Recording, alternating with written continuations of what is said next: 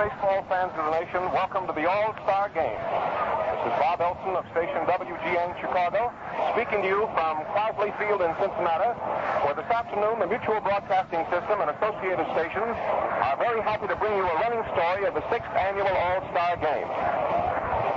I'm going to tell you for just a minute something about the picture here, and then I'm going to turn you over to Dick Bray of our mutual outlet here in Cincinnati, radio station WFAI, who's familiar with Redland Field or Crosley Field here in Cincinnati, to give you a picture of this wonderful setting we have before us this afternoon. The two things that I want to tell you is, first, that it's a glorious day. It's a bright, sunshiny day. It's one of the nicest days that I've ever seen for an All-Star Game. Last year in Washington, we had a beautiful day, but it was awfully hot. For today, the temperature is just about right, and it's a grand setting. We have a wonderful crowd, as you can imagine. And I will tell you that the starting pitchers are going to be Vandermeer for the National League and Gomez, the left-hander, for the American League. You know, the American League sort of feels that Gomez is a lucky omen for them. He started 4 games, and 4 games they've won. And so this afternoon there's going to be Lefty Gomez of Joe McCarthy's clan from New York. It's going to be pitted against these National Leaguers in this 6th annual All-Star Game. It's just about 14 minutes before game time now. The pitchers have started to warm up. I might tell you, too, that our mutual broadcasting booth is in a wonderful spot up here, high up above on top of the stands, just a little bit to the first base side of home plate. And Dick and I will be in a grand spot here this afternoon to tell you every play and every thrill in the ball game for the 6th annual All-Star Game. The American Leaguers are getting their workout now, and the crowd is thrilled watching the boys hit that ball to the fence. The National Leaguers and the American Leaguers for the last hour, and they were out here early to watch the batting practice, and there were many cheers as the boys on both sides hit them high and wide over the wall and into the right field bleachers. It's a grand setting for what should be a wonderful game, and I hope that you'll all be with us to follow every single play in this ball game as we bring it to you this afternoon from Cincinnati. And now, ladies and gentlemen, it's my pleasure to introduce the gentleman who I have the pleasure of being associated with on this mutual broadcasting broadcast this afternoon of this All-Star Game, Dick Bray of Cincinnati, of radio station WFAI. He's very enthusiastic about these Cincinnati Reds. He's from Cincinnati. Can give you a small story on this beautiful ballpark this afternoon, and of course the history of the game and a lot of other things that he wants to talk to you about. And so here's Dick Bray talking to you from Redland Field in Cincinnati. Well, thank you, and I'd like to say for myself that I'm more than glad to be with you too this afternoon on this mutual hookup. And thanks for the kind things you have to say about our ballpark here at Cincinnati. First of all, a bit about the record of this All-Star Game. The first All-Star Game was played in Chicago in 1933. That afternoon, the American League won by a score of 4-2. The National League has won but one of the 5 All-Star games that have been played so far. It was at Boston in 1936, and the score that afternoon was 4-3. The 1933 game was played in Chicago. In 1934, the teams met at New York. In 1935, Cleveland was having a big time up there, and they were the host city for the All-Star Game. Boston had the game in 1936, and as you well remember, Washington was the honor city last year. There's never been a sellout, they say, for an All-Star Game. But the Cincinnati Ball Club received more than 150,000 pieces of mail asking for All-Star tickets. Now, when you consider that each letter of card asks for more than one ticket, you can figure for yourself just how many fans wanted to see this ball game this afternoon. As Bob told you, the weather conditions are great for the game. But under the rules of the game, no one is allowed on the playing field. It'll be baseball this afternoon, a good old game, the national game in true it is. The Cincinnati ballpark is so constructed that it will seat 26,500 people without using the terrace seats, which they do put in left, center, and right field. This park was built in 1912. The first ball game was played in it on opening day, 1912. The terrace was put in the Cincinnati ballpark by groundskeeper Matty Schwab during the season of 1937. In those days, they used to stretch the rope, and it was not satisfactory. The crowd out here at Crosley Field was so great that they wanted a place to sit down. They didn't like the idea of being held back by a rope.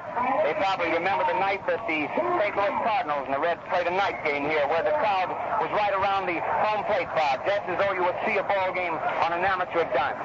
Out there, as you see Al Shack at the present time putting on the show for them, the fans, as you look at the circle around the home plate, were right around the very circle, which is no more than 20 feet in diameter. And so they thought the idea of the terrace seats would help a great deal. About that terrace, the National League outfielders, as you talk to them, some of them don't care much about it because it makes it rather hard in chasing a fly ball going out that way. From the ground, in front of the fences, 40 feet up to the fence, this terrace rises. It's 50 inches in height at the top, and these outfielders in the National League sometimes have quite a job getting up there. Back to the seat composition here at Crosley Field. There are 21,700 reserve seats at Crosley Field. The grandstand holds 5,200 in the lower deck and 3,800 in the upper deck. The left field pavilion seats 2,800, and out in right field, the pavilion will hold 3,128 seats. The bleachers, there are 4,500 of them out there today. It presents quite a sight. Each and every seat is filled. They put these bleacher seats on sale 6 days before the All-Star game took place. It just shows you how Cincinnatians have gone for this All-Star game. You just couldn't get a seat no matter what you cared to pay for it, even out in the bleachers. The players for the two All-Star teams today, as you probably know, were selected by the 16 managers of the two major leagues, and the fans were not included in the ballot. However, Joe McCarthy of the Yankees, and he's the manager of the American League team today, said that next year he'd like to see the public in on it, and I'm certain that those listening in this afternoon feel the very same way about it. There are 3 players out on this field this afternoon who have taken part in all of the All-Star games that have been played so far. There's Lou Gehrig, Charlie Gehringer, and Gabby Hart. As Bob Elson told you a while ago, Gomez has started 4 of the 5 All-Star games and looks very much as though he's going to start this one this afternoon, as he is warming up down here on the first base side of the diamond, the visitor's side, at the home of the Reds, and that remarkable young fellow, and he's just as fine a man as you'd want to meet, Johnny Vandermeer. In talking to Gomez, it was our first chance to meet him today. We found him to be a very likable fellow. He was just as fine as he could be to us as we just had a word to say to him on the bench. Of the 19 players who were named to the National League list for 1937, only 8 of them are on this year's team. Of the 12 who played for the American League last year, there's only 3. Bridges, Harder, and Sam West are missing from the American line. Mel Harder has never been scored on in one of these All-Star games. He took part in 4 of them, and Sam West traded recently by St. Louis to Washington. He's batting .301, but Joe McCarthy decided he was going to get along with 5 outfielders. Tommy Bridges has had a tough time of this year. That remarkable young fellow, the hero of a World Series a few years back, certainly is still a grand pitcher, and he'll be back in that farm, and they miss him here today. The selection of Johnny Vandermeer and Frank McCormick, the Red Leg rookies, means that the first time the National League has ever used a rookie in an All-Star game. There's a bit of sentiment connected with this ball game today. For 10 of the 23 National Leaguers in uniform this afternoon played their first National League game within the last 5 years. And all of the 23, except Gabby Hartnett, Mel Ott, Lloyd Wainer, and Carl Hubble, broke into the National League box scores within the last 8 years.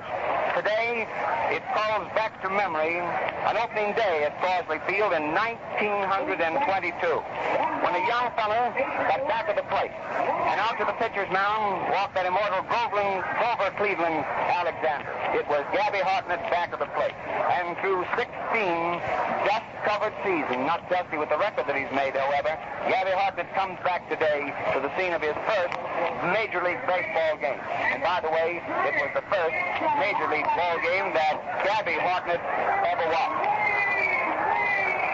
And now let's take away from the statistics for just a moment and turn you over to Bob Elson, as Al Shack is putting on quite a show for the fans that have assembled so far. And we'll turn it back to Bob and get the lineup for you and then come back. Come on, Bob. All right, thank you, Dick.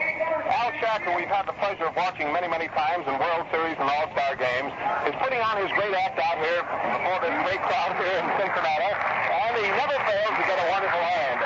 Shack is just getting a tremendous hand from the crowd, as he has just put on one of the stunts in his particular line of tricks that he has out there on the field. He's got all kinds of them, you know, and he just amused the crowd with one of them. And now the boys are going to go to work on the infield. Here's the batting order and lineup. This is unofficial. There might be a last-minute change. Here are the umpires. They are Clem of the National. Here's the official lineup, so I'll give you that. Here it is now. So get ready to mark it down. I'll give it to you slowly. For the American League, Krivich, left field. Krivich of the White Sox, left. Gehringer of Detroit, second base. Averill of Cleveland, center field. There's the first three.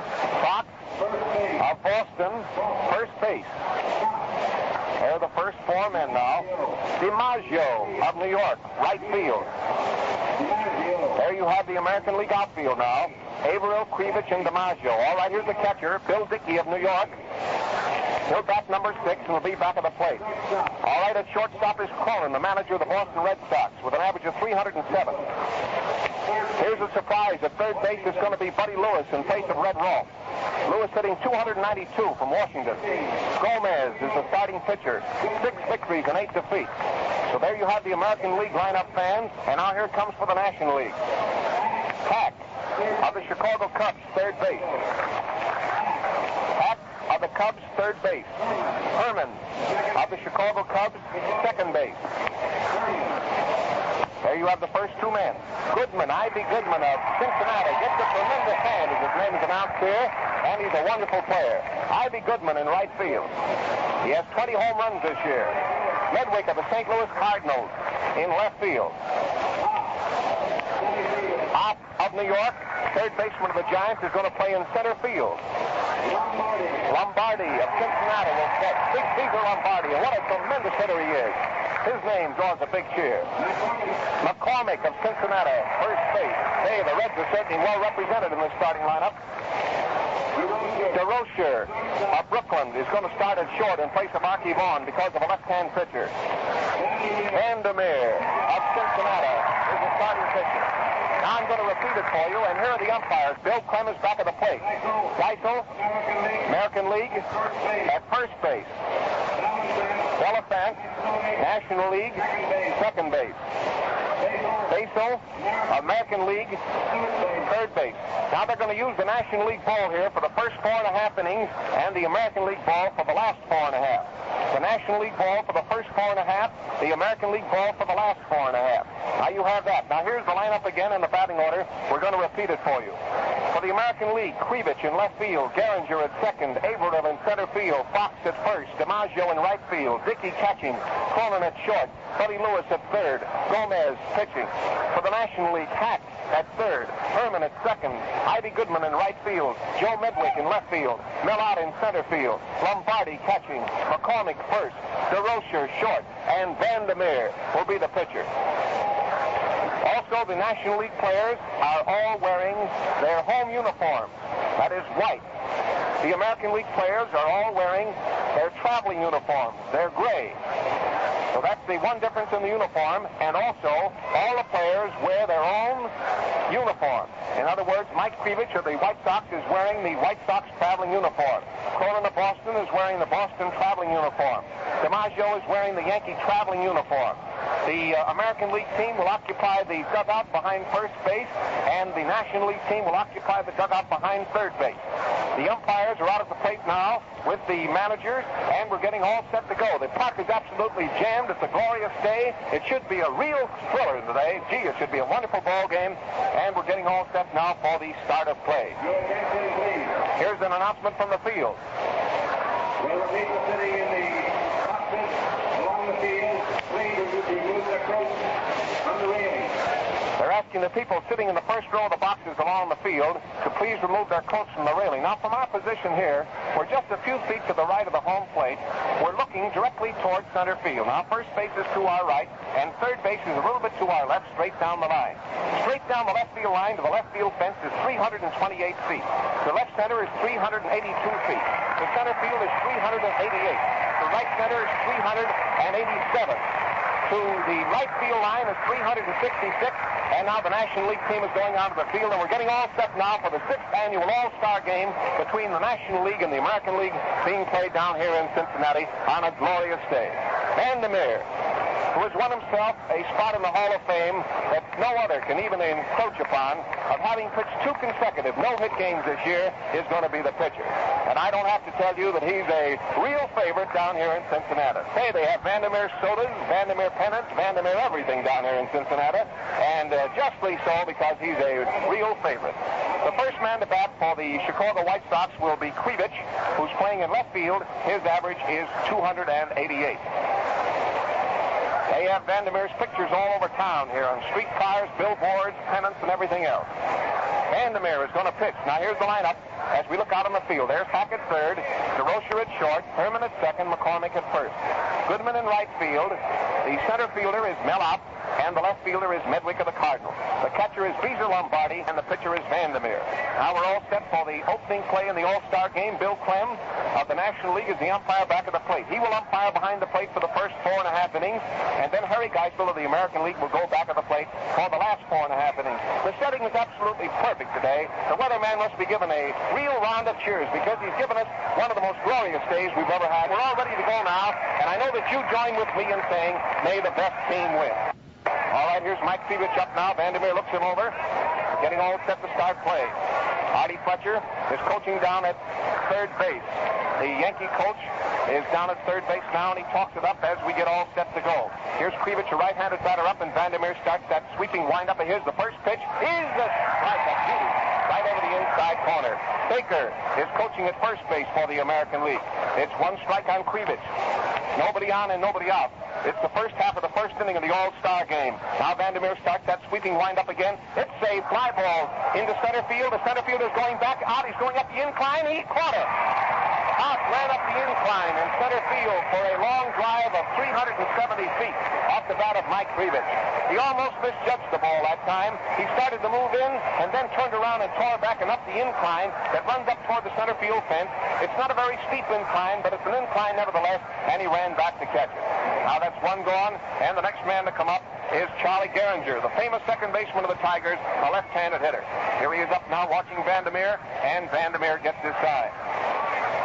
The first pitch to Charlie is a strike. It caught the outside corner knee high. A nice pitch in there.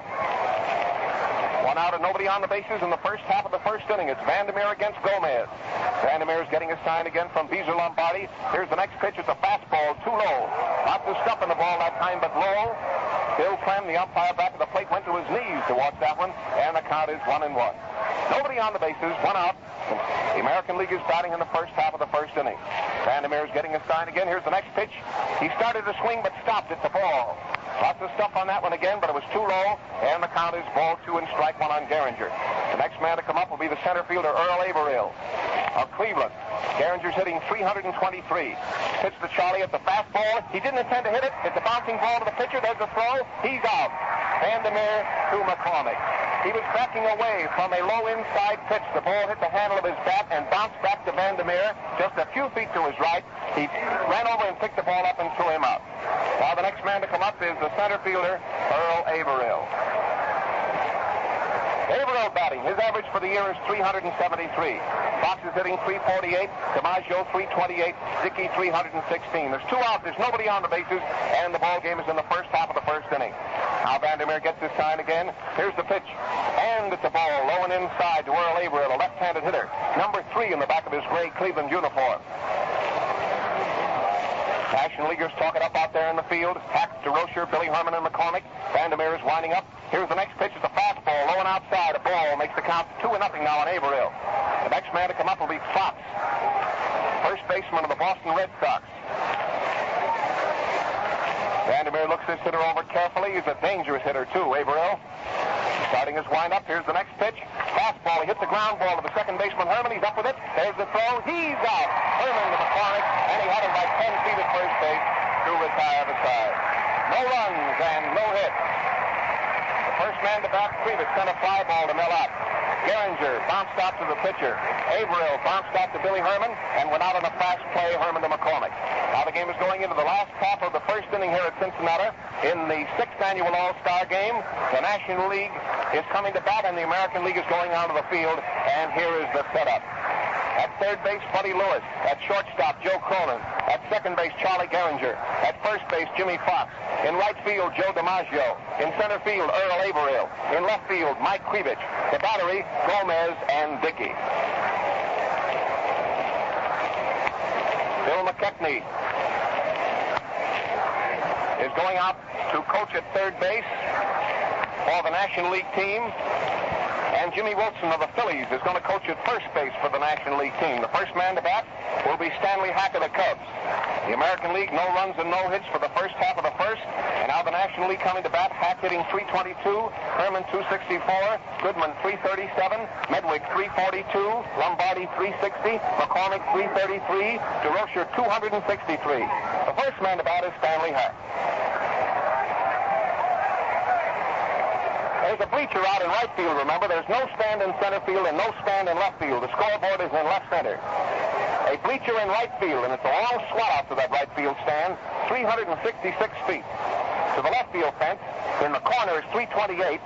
In left center is 382, and that's a pretty long swat, too. Stanley Hack is facing Gomez now as we start the last half of the first inning. Gomez is getting his sign. Here's the first pitch to Hack. It's a foul up into the upper deck behind third base. Fouled strike on Hack. American Leaguers talk it up out there in the field. Buddy Lewis, Joe Cronin, Charlie Gehringer, Jimmy Fox. Hot the pepper on both sides. Gee, what a ball game and what a setting. Gomez is getting his sign again. Here's the windup in the next pitch to Hack. Fastball, he busted foul up into the stands to the left. Up into the upper deck. It's 2 strikes. 2 strikes on Stanley Hack. Gomez takes a look around the infield now. He has his glove off and he roughs the ball up in his hands. He has the batter in the hole with a 2-strike count on him and no balls called. And he takes his time very nonchalantly. He looks around the infield and the outfield. And again he turns around now to face the batter. It's the leadoff man and third baseman. Here's the pitch. A slow curve, and he fouled it up into the box seats to the left. And the count is still 2 strikes on Hack. Remember the National League umpire, Bill Clem, is back at the plate. There was a scramble for the ball over there, and one of the ushers got it, and that was the reason for that slight boo that you heard. Gomez is winding up. Here's the pitch. It's a hit right over the shortstop's head. They hit him to left field for Hack. Here's the throw in from Krivich to Cronin, and Stan stops at first. There's the first hit of the ball game, a single over the shortstop's head by Stanley Hack.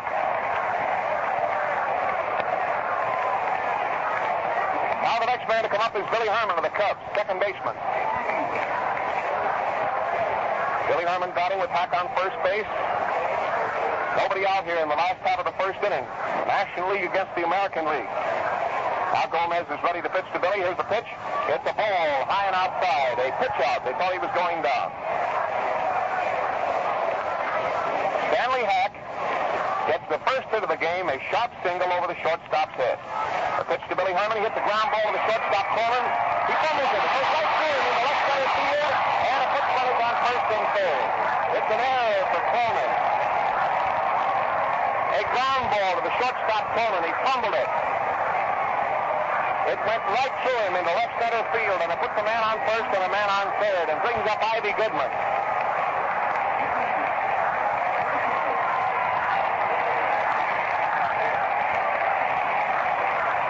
That's an error. Puts a man on first and a man on third. Cronin was so anxious to start a double play that time that he forgot to pick the ball up.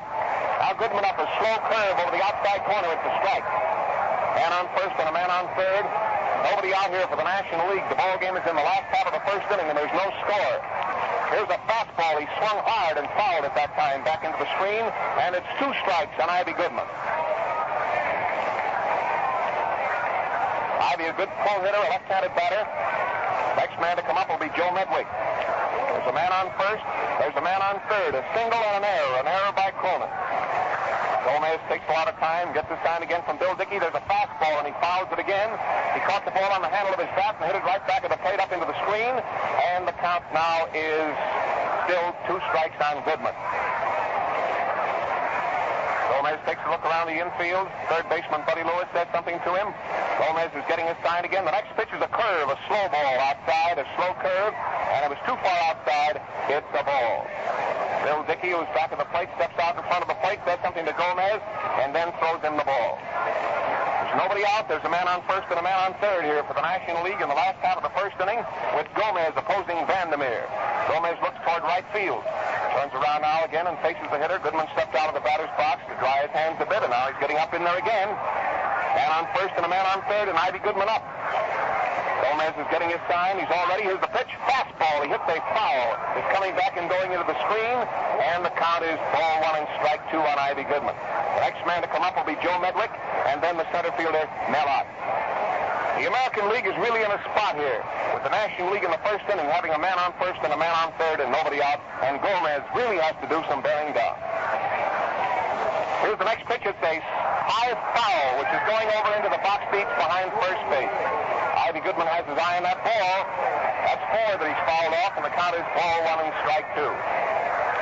American Leaguers talking up out there in the field. Fox at first, Gehringer at second, Cronin at short, and Lewis at third. Pitcher walks around back on the grass, picks up the right, dries his hands carefully, gets up on the pitching rubber again, arms up in front of him. He's all set. Here's the pitch. A slow ball. Strike 3. Struck him out right over the outside corner. Gomez threw in a slow ball, a strike right over the outside corner, and Goodman is out on strike. The next man to come up is Medwick. Ivy Goodman was fooled with a slow ball over the outside corner, knee high for strike 3. Now the American League infield is playing back, hoping that Medwick will hit into a double play rather than play in here. The first pitch he swung at was a high pitch inside, a ball to Medwick. Ball 1. That was a straight fastball high and inside, and Medwick took a lusty swing and miss. He's out of the batter's box now. Now he's stepping up toward the plate. He's in the batter's box. He taps his bat on the plate, and Gomez looks him over again. A man on first, a man on third, and 1 out. There's a long fly ball. Way back in the center field. The center fielder should get up, and a run will come in. Here's the throw back into the infield. The runner scoring from third base, and the National League leads 1-0. Medwick hit a long fly ball to the center field, and Averill backed up and pulled it down, threw the ball into second base. There was no play at the plate. The runner from third base scored standing up. The National League leads 1-0. The next man to come up is Mel Ott.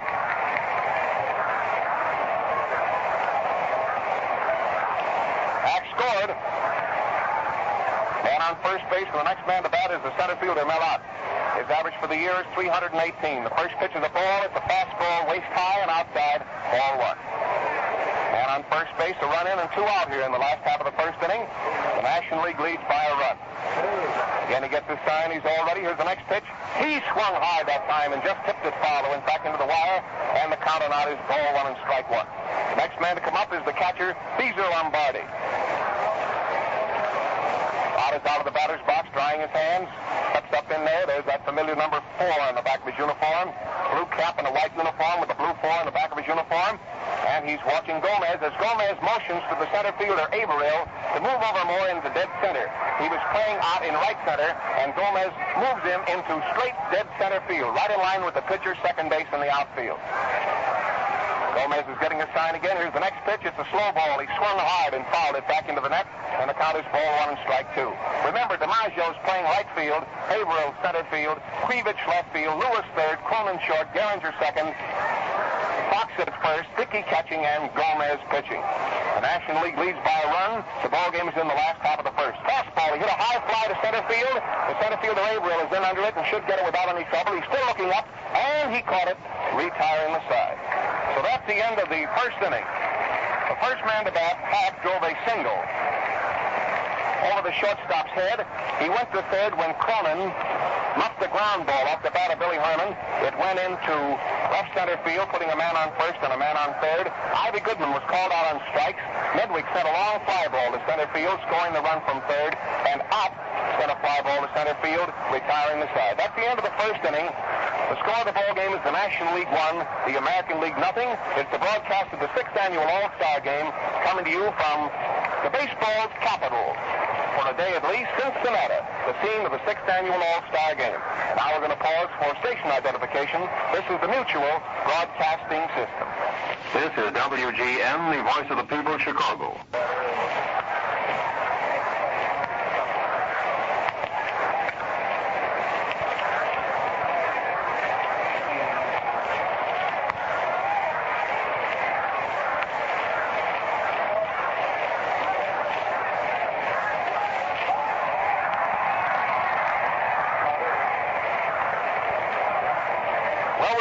first half of the second inning now, the All-Star game, and here's Fox, the first baseman, up. The first pitch to him was a called strike. It was right around his knees.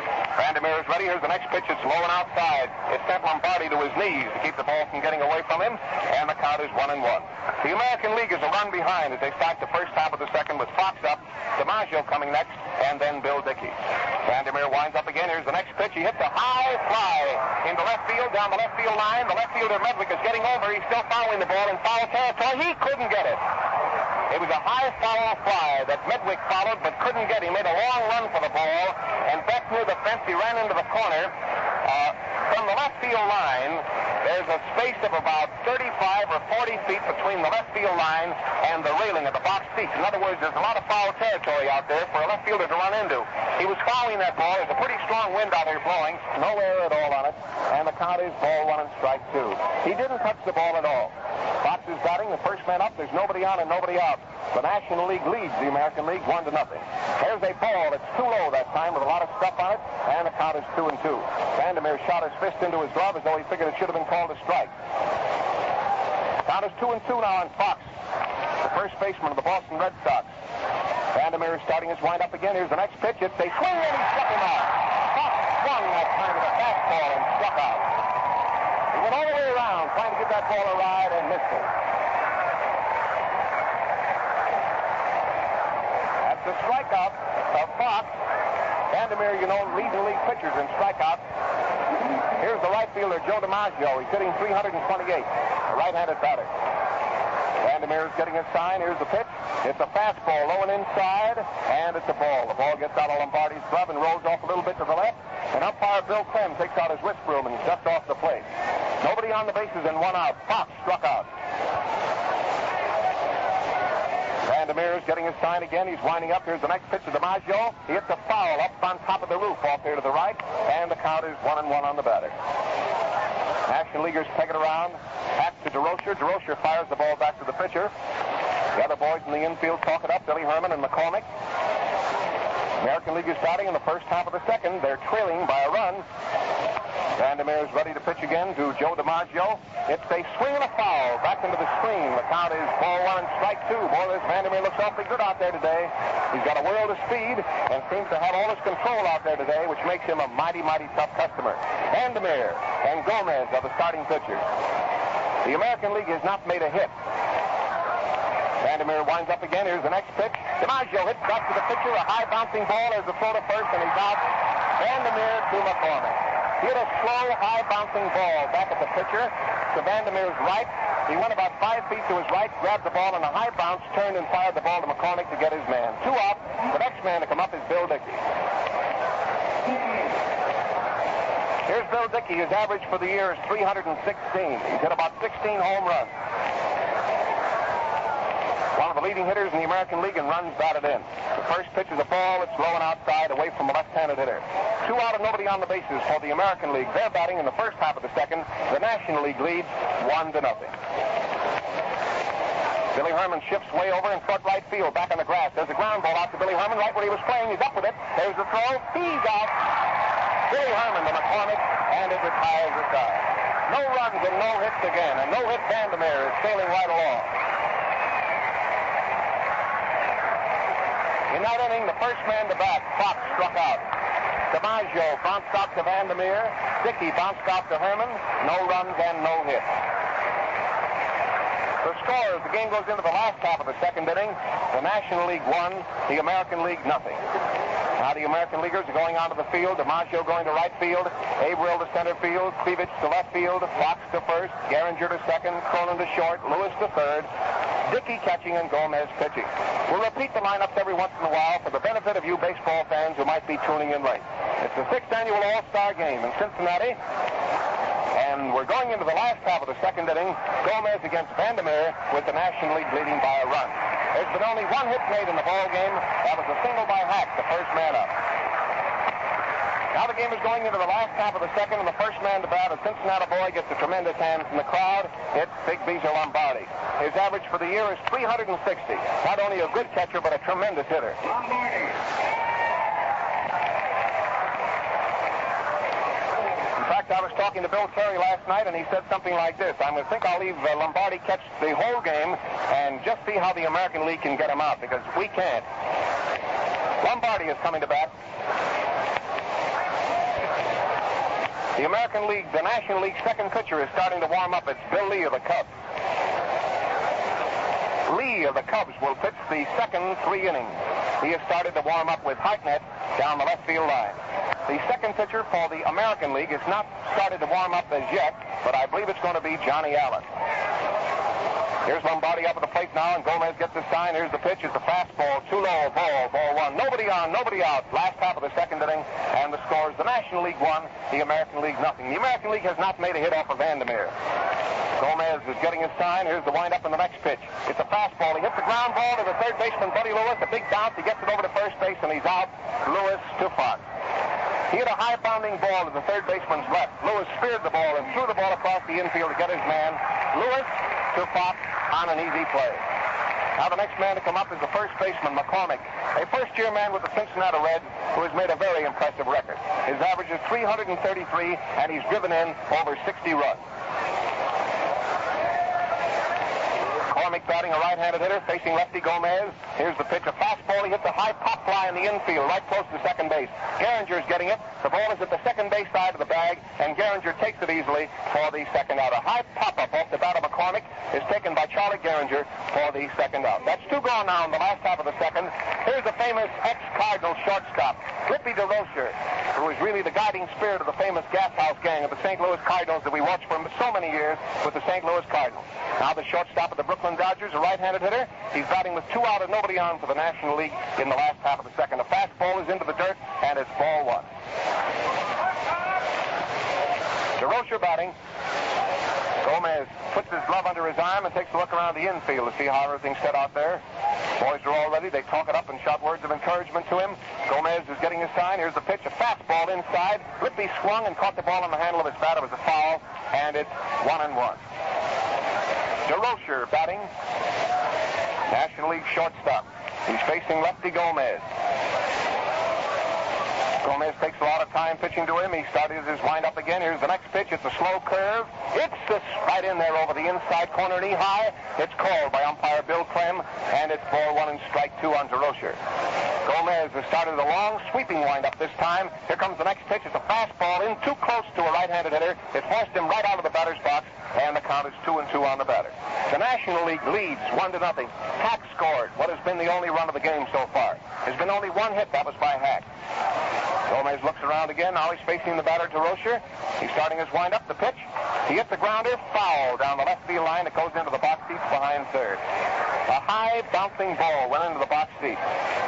Bill Lee has started to warm up for the National League. Right-hander.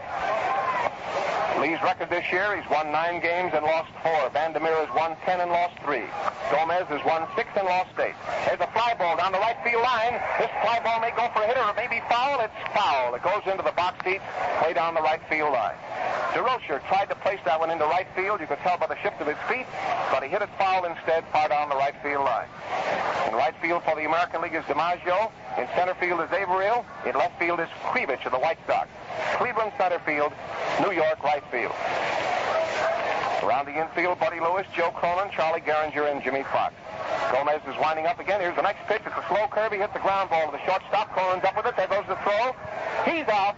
Short to first, and it retires aside. Cronin to Fox, and it's no runs and no hits.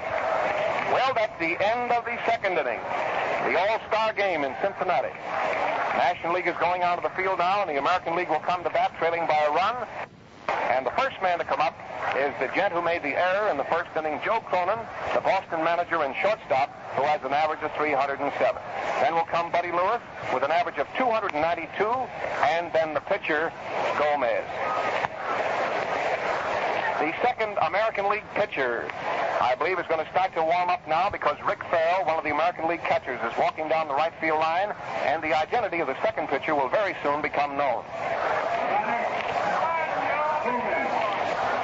Bill Lee for the National League is warming up. Here's Cronin, the Boston manager and shortstop. Coming to bat, number 4 on the back of his gray uniform. The score is 1-0, National League. the first half of the third. The second American League pitcher is Johnny Allen of Cleveland. He had just gotten up down there, sitting against the railing in the sun, and started to warm up. Johnny Allen of Cleveland, who has won 12 without a defeat, is going to be the second American League pitcher. All right, now let's get down to business at hand. Here's the batter up. It's Joe Cronin, a right-handed hitter. He's batting with nobody on and nobody out against Vandermeer. Here's the pitch, and it's a ball low and outside. Lombardi had to go out to the right for it, and it's ball one. National Leaguers on the infield talk it up. Lots of pepper on both sides. National League leads by a run. Vandermeer is getting his stride again. A long, sweeping windup. Here's the pitch. He hits one right over the third baseman's head. A safe hit. The ball is rolling down the left field line. I believe it's going to be just a single. Medwick fires it back in fast, and it's a single. The first American League hit was by Cronin. A liner over Hack's head. He didn't have a chance for it, and fast fielding by Medwick held him to a single. The next man to come up is the American League third baseman Buddy Lewis of Washington. His average is .292. He's a left-handed batter, a tall, thin fellow. He's down here now facing Vandermeer with a teammate on first base. Now Vandermeer gets ready. The first pitch was a strike. Gee, there was a lot of stuff on that one. It just caught the outside corner. A sharp-breaking curveball away from a left-handed hitter, and it's a strike called.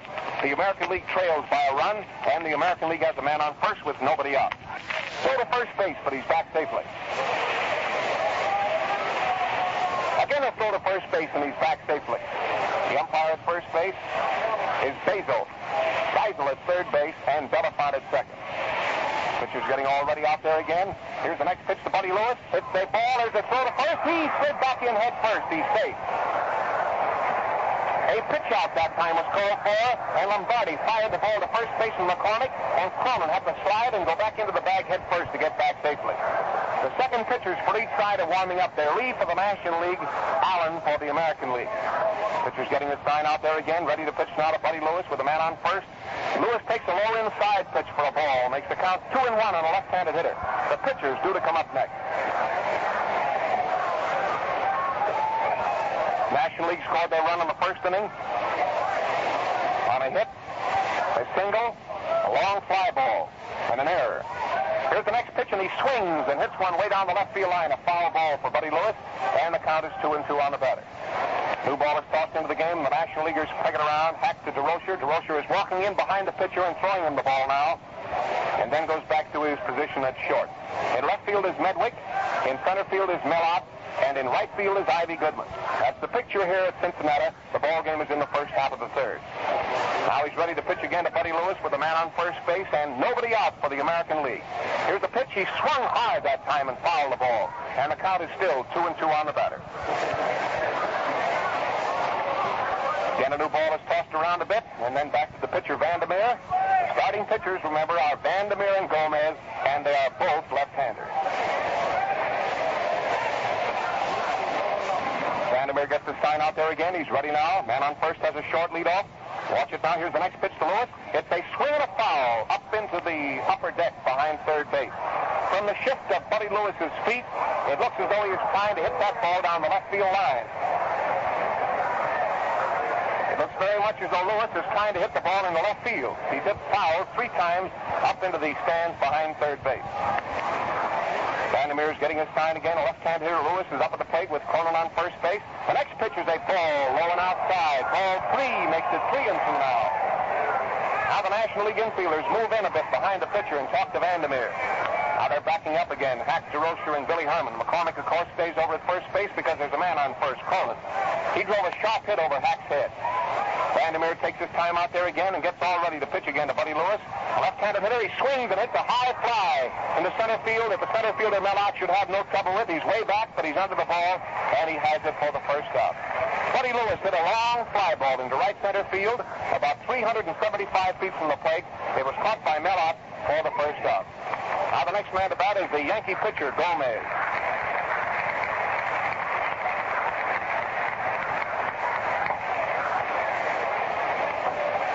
Here's Brian Gomez, left-hand pitcher, and a left-handed batter coming up at the plate to face Johnny Vandermeer with a teammate on first base. The next man to come up will be Mike Krivich. The National League leads in this ball game, 1-0 in the third. Vandermeer is getting his sign now. He's all ready. The third baseman is playing in, expecting a bunt, but Gomez took a field cut at the ball and fouled it back into the wire. One strike. Stanley Hack is playing in, expecting Gomez to lay one down. But Gomez took a powerful cut at that first pitch and fouled it. Tying runners on first base for the American League. As Vandermeer gets his sign out there again, he's allowed only one hit. That was by Cronin. Here's the next pitch. He swings and hits a high bouncing ball. The pitcher's going to get it over to first base. He's out. Pitcher to first. It was a ball that bounced in front of the pitcher, went high in the air, and the pitcher had to wait for it to come down, so there was no chance to get the man going to second. It brings up the leadoff man, Mike Krivich. The tying run is on second base now with 2 out, and the ball game is in the first half of the third. You had that take correctly, I hope. It was a ball that bounced in the dirt in front of the pitcher. Man to back Cronin, singled over Hack's head. Buddy Lewis sent a long fly ball to Mel out in center field. Gomez bounced out to the pitcher. Krivich hit a pop fly into short right field that was caught by the second baseman, Billy Herman. That's the end of the first half of the third inning, and now the ball game is going into the last half of the third with the score 1-0 in favor of the National League. The National League scored their run in the first inning on Hack's single, an error, and a long fly.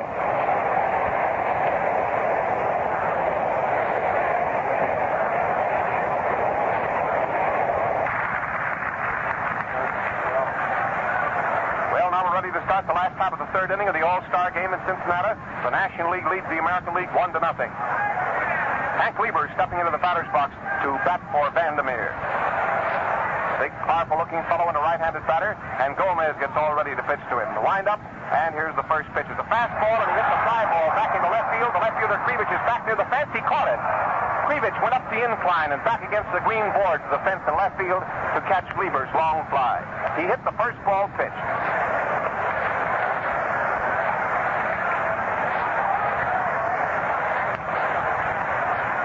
Brings up the leadoff man, Hack. He has the only National League hit. Cronin has the only American League hit. The game is in the last half of the third inning, and the National League is ahead 1-0. There's an attempted bunt. He pops one up into the air, but nobody can get to it foul. It's way over near the railing. Gomez was chasing the ball. An attempted bunt by Hack. He popped it foul, but popped it so far away it went into the lower box seats, and it's a foul strike. Now the new ball is tossed out, and the American Leaguers peg it around from third to short to second to first, and then back to the pitcher, Vernon Gomez.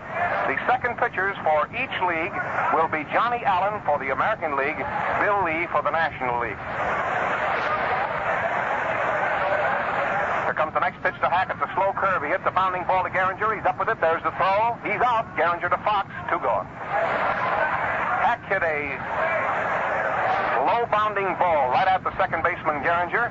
He picked it up and threw it over to first base easily in time to get his man. Now the next man to come up is Billy Herman, second baseman of the National League. The first time up he was safe on an error by Cronin. It was that error that cost the American League a run. Here's the pitch to Billy Herman. He swung hard, and Herman, holding his bat very short, took a very hard swing at the first pitch over the inside corner right around his shoulders. He fell down. He swung so hard he lost his balance, and there's 1 strike. There's 2 out. There's nobody on the bases. The game is in the last half of the third. The National League leads the American League 1-0. Here's the pitch. It's a slow curve into the dirt. A ball. The count is 1-1. The ball bounces away from Bill Dickey. It goes over about 10 feet to the left of the plate, and Goodman picks it up and tosses it back to him. Charlie Gehringer, the second baseman, takes a look back at the center field. Trent. Now he turns around, facing the batter again. There's Fox at first. There's Cronin at short, and Buddy Lewis at third. Here's the pitch. It's a ball low inside, very close to a right-handed hitter. And Billy Herman takes his cap off and mops his face with his sleeve, pulls his cap down firmly on his head, and gets back into the batter's box. There's 2 out for the National League. Nobody on the bases. The game is in the last half of the third. There's a fastball, a little bit low and outside. A ball makes it ball 3 and strike 1. 3-1 now. As yet, there has not been a base on balls in the game. Count is ball 3 and strike 1 on Billy Herman as Gomez gets the sign from Bill Dickey. Here's the next pitch. It's a strike right across his knees, and the count is ball 3 and strike 2. Right now, they're using the National League ball. They'll use that ball for the first 4.5 innings, and then the American League ball. Gomez is winding up again. Here's the next pitch. It's a bouncing ball into left field. A hit for Billy Herman. A bouncing ball between third and short into left field. Hit hard. Went right between Buddy Lewis and Joe Cronin. It's a safe hit for Herman, and it's the second National League hit. Well, the Cubs doing pretty well. They have both of the National League hits. course, being from Chicago, I suppose I should holler a little bit louder there. Well, there's a man on first base, and now here's Ivy Goodman up at the plate, a left-handed batter. The pitch, a slow curve, the ball. It went into the dirt. Dickey went to his knees to keep the ball from getting away from him or getting past him and letting the runner get to second base. Goodman is batting. The first time up, he was a strikeout victim. He was called out on strike. Second pitchers will be both right-handers, Lee, and there's a long fly ball down the right field line. Right fielder's chasing it in foul territory. I don't think he can get it. He put out a glove, but he didn't get it. He ran into the railing going for that ball. A nice try by DiMaggio, but he couldn't get it, and the count is 1-1. Ivy Goodman hit a long fly ball down the right field line that DiMaggio tore over the foul line for, but couldn't reach. He ran into the railing in front of the box seats, about 350 feet away from the plate, but couldn't get the ball. The count is 1-1. We've had left-handers starting the game. The next 3 innings will have right-handers. Next pitch is a fastball, and Goodman took a wicked cut that time and hit the air. 2 strikes. There's a fastball over the outside corner, waist high.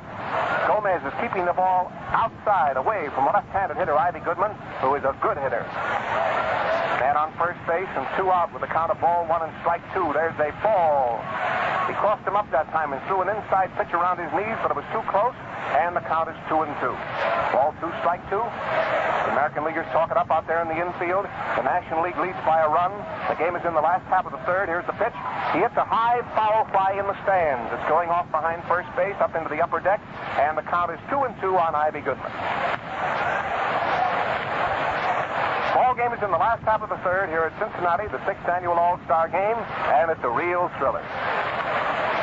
The hometown boy, Vandermeer, made good in a big way before the home folks. He allowed these American Leaguers only 1 hit. A throw to first base by Gomez. The runner's back safely.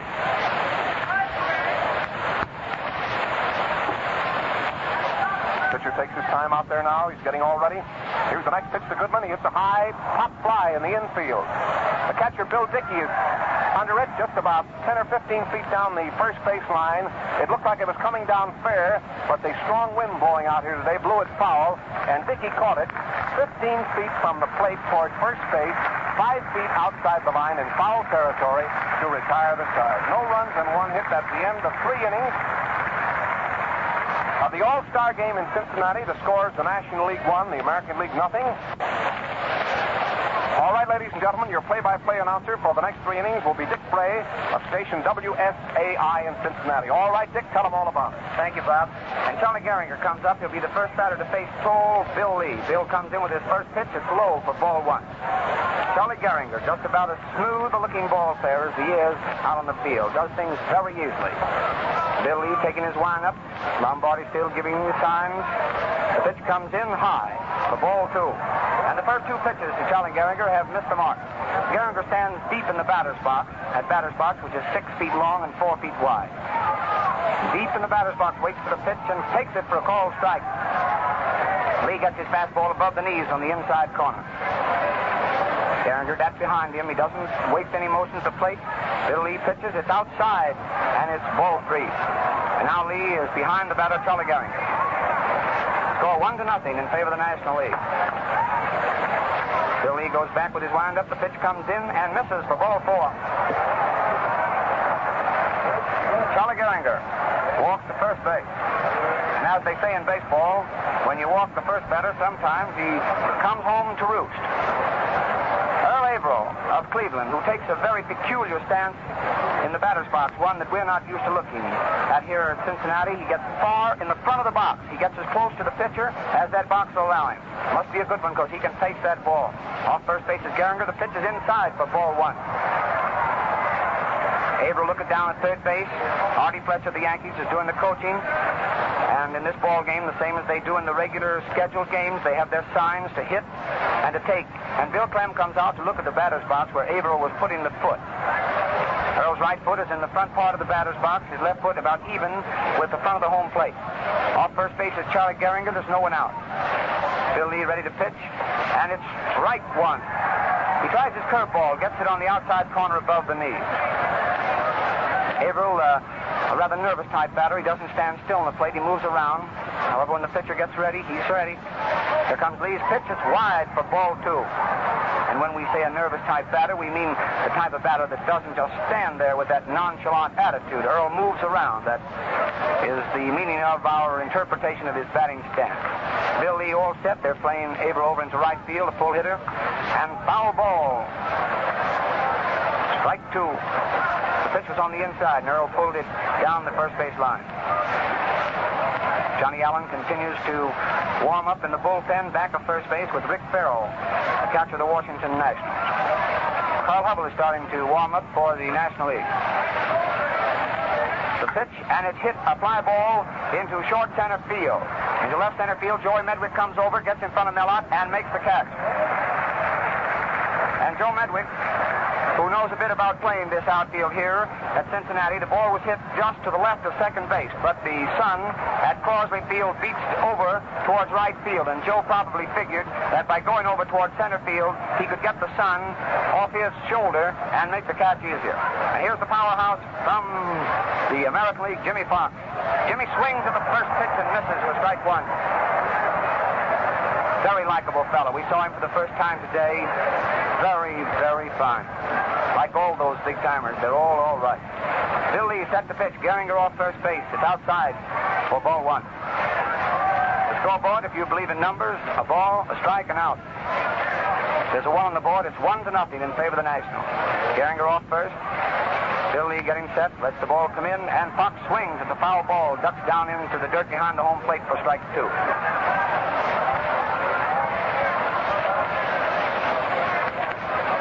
Johnny Allen has decided he's warmed up enough. Any fellow that's 112 and lost none, he's warmed up before he gets here. Well, Bill Lee all set to go. Billy Herman, the second baseman, playing over near the bag. Gehringer's off first. The pitch is hit down toward shortstop Leo DeRocher. The bat was broke. The throw to second, and Gehringer is forced at second base as Jimmy Fox breaks the bat, and a fielder's choice. The ball thrown by Leo DeRocher over to second baseman Billy Herman. He erases Charlie Gehringer. And we're just wondering how many of the listeners to Mutual Account today are keeping score. If you are, the play as we scored in baseball is Gehringer out, the shortstop number 6, the second baseman number 4. Well, here's Joe DiMaggio with Jimmy Fox on first. Joe takes a pitch inside, just catches the inside corner for a strike. It's one strike on the pride of those Yankees up New York way. Fox takes a short lead off first base. McCormick holding the inside corner against him. Lee pitches, and Joe swings and misses at a curveball. Strike two. Fans in a jovial mood. This has been a big day for Cincinnati. They've enjoyed seeing these American League stars coming over here today. It's two strikes. Bill Lee way out ahead. Jimmy Fox still off first. DiMaggio takes the third strike.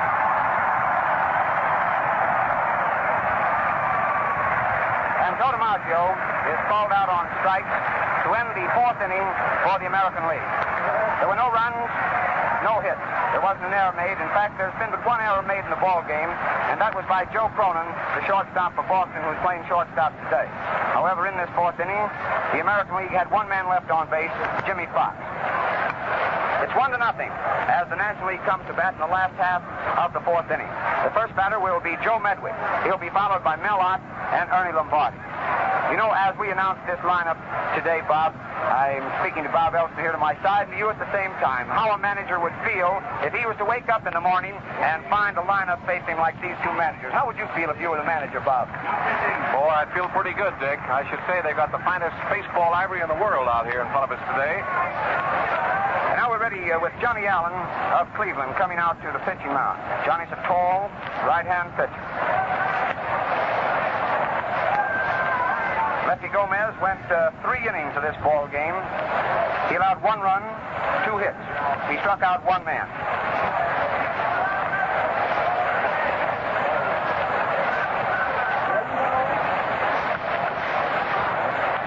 While Johnny is taking his warm-up throws, wouldn't be a bit surprised that a great many of the people listening in throughout the nation today might want to know whether Johnny Vandermeer has changed since he pitched that double no-hit game.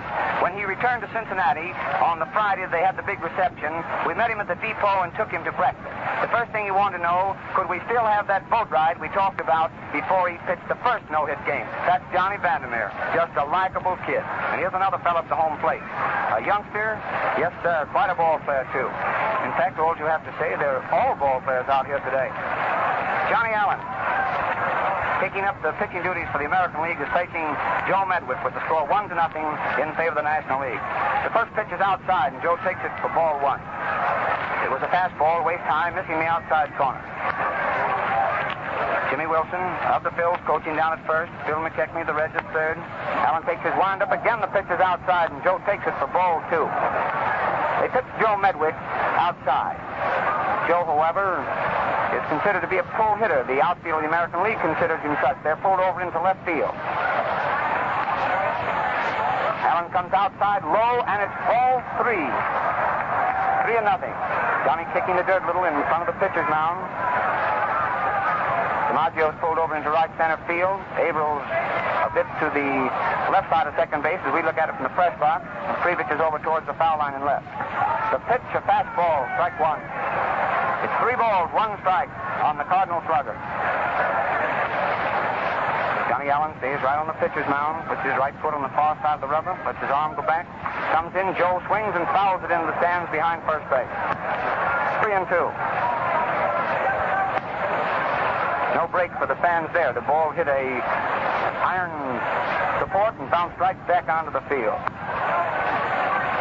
Joe stepped out of the batter's box for just a moment, said something to Bill Clem. Bill Dickey joined in the conversation. Now we're ready to go. Allen's arm is back of him. The pitch comes in. Joe swings at the foul ball that comes onto the netting right on the press box. Almost into the press box. The count remains the same, 3-2. On the first batter for the National League in the last half of the 4th inning with the National League in front, 1-0. Rick Farrell, mighty catcher, back of the plate, gives a sign to Johnny Allen. Johnny pitches. It's a fly ball hit over the infield. Anyone on the infield can take it. Jimmy Fox shields his eyes with his glove and takes it right near the pitcher's mound, midway between the pitcher's mound and second base. And Medwick is out. More than Jimmy looked into the sun, he knew that he had to do himself some good with that glove.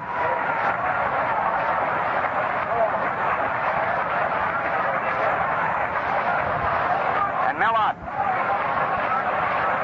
comes to the plate, takes the first pitch inside, and it's ball 1.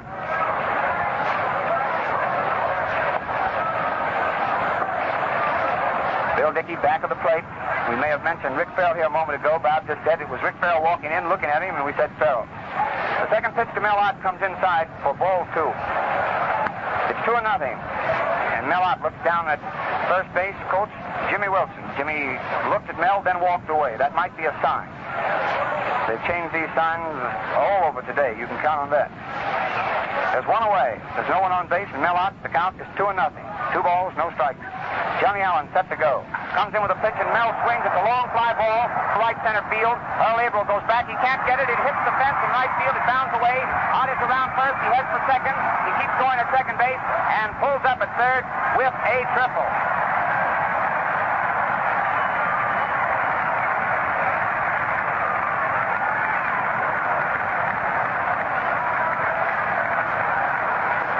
The third hit for the National Leaguers is a mighty wallop into right center field, a distance of 387 feet.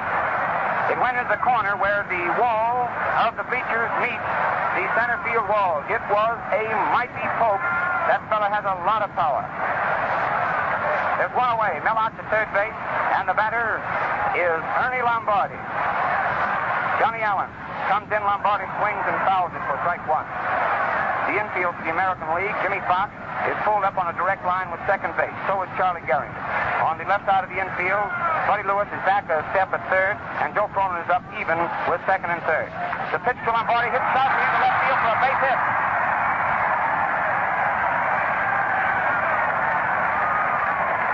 And Mellott comes in to score from third base as Ernie Lombardi singles sharply into left field.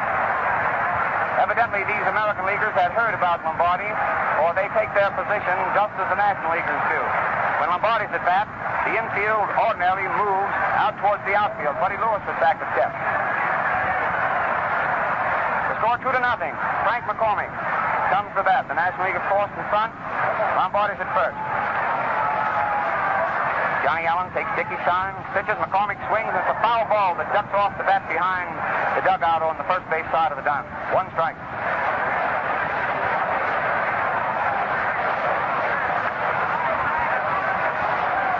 Lombardi's hit was the 4th of the day for the National Leaguers.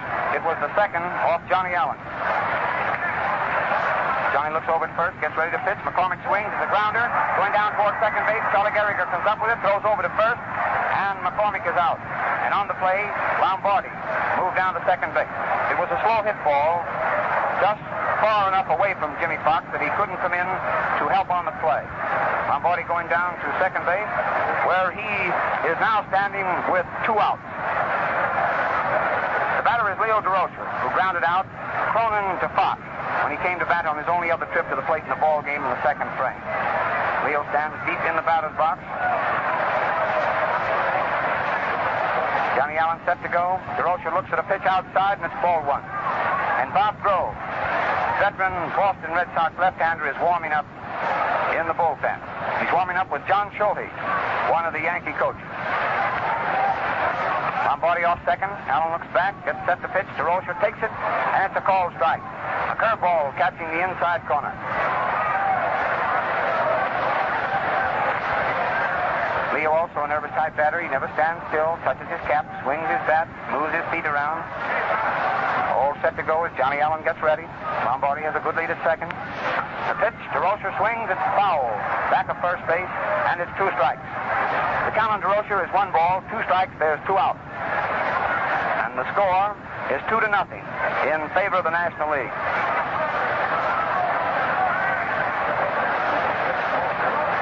Johnny Allen looks up in the air. There's been airplanes flying around here all day, just taking a little peek at what's up in the sky, then puts his right foot on the rubber, gets ready to go. DeRocher set at the plate. Dickey comes out of his crouch. The pitch, and DeRocher swings and misses for strike 3. That's the 3rd out. However, before the National Leaguers were retired, here in the last half of the 4th inning, they scored 1 run on 2 hits. There wasn't an error made, and there was 1 man, Lombardi, left on second base. At the end of 4 complete innings in this ball game, the score is 2-0 in favor of the National League. The National League has made 2 runs on 4 hits. There's been 1 error made. It was by Joe Cronin. And the American League, in facing Johnny Vandermeer in the first 3 innings, made 1 hit. That was a hit by Joe Cronin, a sharp single into left field. Bill Lee pitched 1 inning, the 4th, and he's out there now to start the 5th.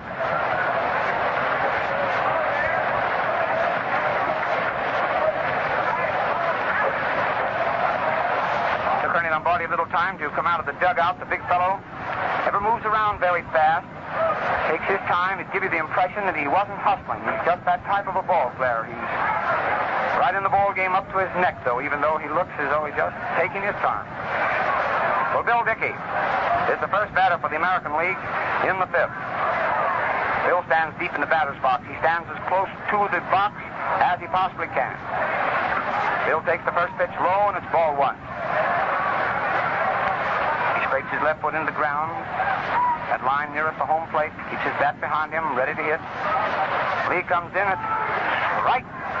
Bill Clem waved that right arm of his in familiar fashion to us from right to left. Strike 1. Bill Lee, tall right-hander, sends the ball in. A curveball misses the outside corner, waist high, and it's ball 2. General Bill, they call him. Billy Herman is 10 feet in right field, playing this strong left-hand hitter, Dickey. Dickey swings at a foul ball, comes off the bat, and into the stands, and how they're grabbing for those balls today. Souvenirs from the All-Star game in 1938, Cincinnati. It's 2-2. Bill Dickey waits. Bill Lee takes the sign from Lombardi, delivers a slow ball that's hit towards left field, goes into short left field. From shortstop, Leo DeRocher is going back, and the ball drops in. Dickey is around first base and pulls up at second with a double. A two-base hit for Bill Dickey. The ball was hit into short left field. DeRocher went back. Medwick couldn't get up to it. Leo couldn't get over to it. And Stanley Hack couldn't go back for it. It was a two-base hit. And the second hit of the ball game for the American League. The batter is Joe Cronin, who has the other American League hit. Right-hand batter. Dickey's at second. The pitcher called strike. It was a fastball above the knees, between the knees and the waist, and Joe just looked at it.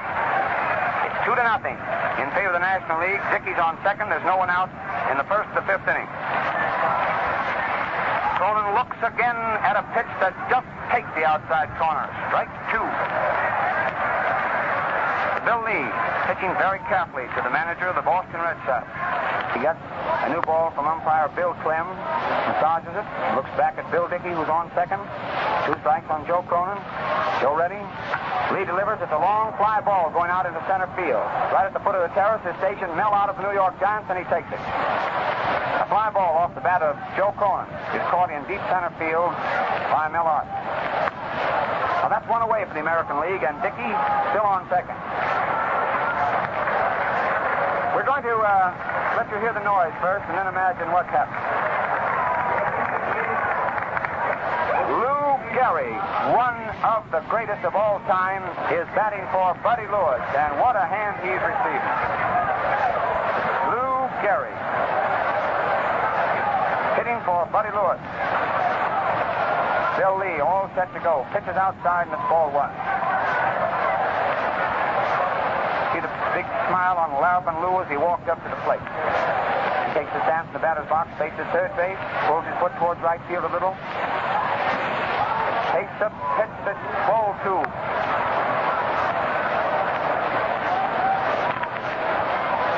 The first time that we've seen Gehrig. Stands there, solid figure at the plate. Dickey off second, one away. Swings as a grounder down towards second. Billy Herman comes up with a nice play, throws to McCormick, and Gehrig is out on a very nice play.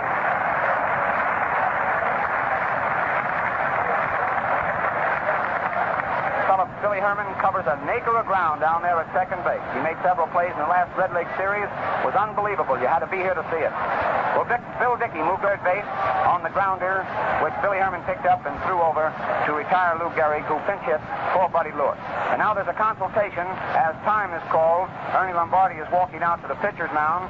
Stanley Hack is over there. So is Leo DeRocher. They're looking up in the air to be certain that they figure this tough sun out.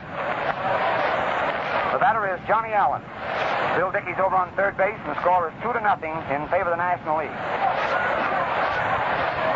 Bill Lee sets. Johnny tries to bunt, but the ball goes foul down the third base line for one strike. The old squeeze play, huh? All right. It's one strike. Johnny Allen is halfway down to first. He came back. Cookie Lavagetto, the Brooklyn Dodgers, comes out to get the ball that was lined between first and then throws it over to Bill Clem. We were watching to see if Bill was going to catch the ball. Spry fella, great umpire. Bill Lee all set to go. Johnny Allen up at the plate. Swings, hits the ball hard to third base. Hack comes up with it. The throw over to first, and he's out. What a play.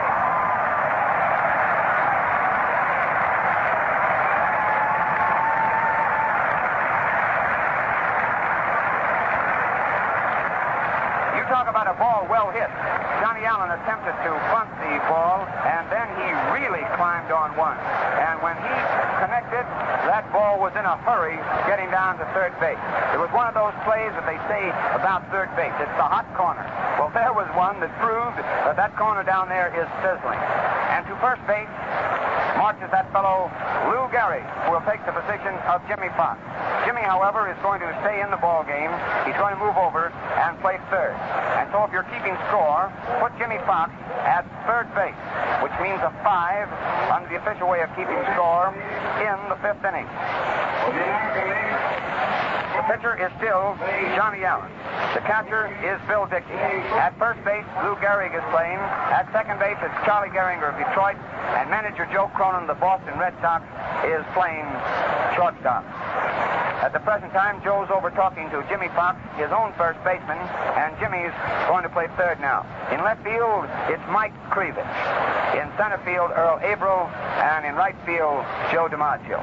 We were interested, you good Chicago fans, in Mike when he came out today and stood alongside of some of the Yankees. Mike's a little fellow, and these boys are pretty big, and Mike said, well, I'm going to stand over here with some of the big fellas. Well, he was right in there, another likable fellow. In fact, we have a little time here to mention a fact that came before our eyes in 10 years of refereeing in the Big Ten and around, and find that most all these men up at the top of the sport world are real top fellas. They're the kind of men that you really like to meet. We know that baseball players up at the top are regular. And now the umpires are going to change position. And also, the ball will be changed now at the end of 4.5 innings. It'll be the American League ball, which will be used now until the end of the game. And so the umpires are now in this position. Geisel of the American League is back of the plate. Fallon Fant of the National League is at first. Basil of the American League is at second, and Clem's at third. The first ball is pitched to Bill Lee, who hits it into center field. Earl Averill comes in and makes the catch.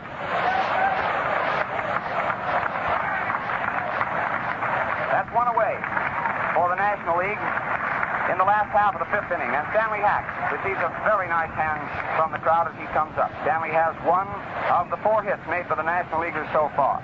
There's no one on base. It's 2-0 in favor of the Nationals. The first pitch from Johnny Allen is a called strike.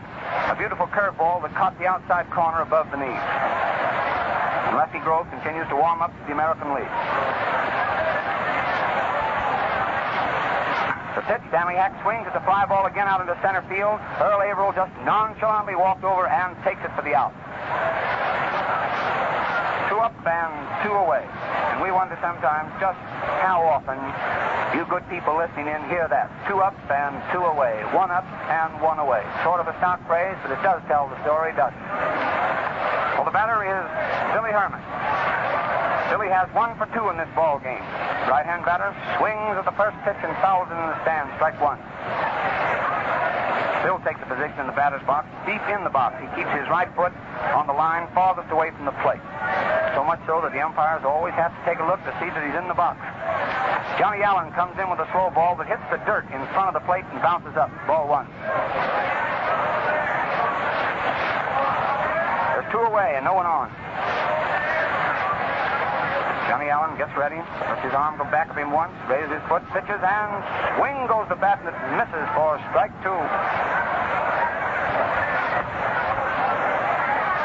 1 ball, 2 strikes. The pitch is outside, and it's ball 2. Scoreboard now just filled with 2s. 2 balls, 2 strikes, 2 outs. 2 runs for the National League, nothing for the American League. And Billy Herman, as Johnny Allen was getting ready to pitch, walked out of the batter's box.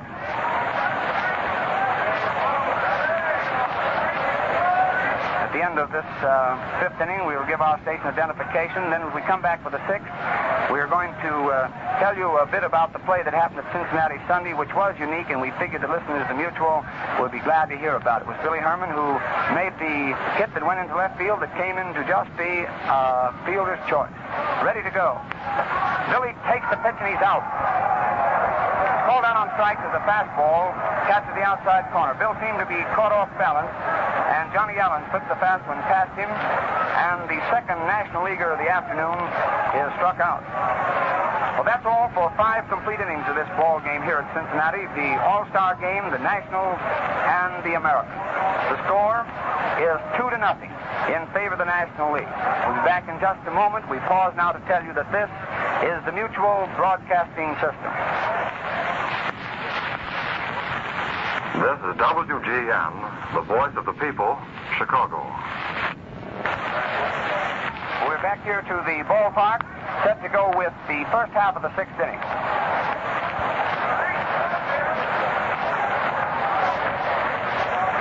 Manager Joe McCarthy is now sending Roger Kramer into bat for Mike Krivich. Roger, the outfielder with the Boston Red Sox.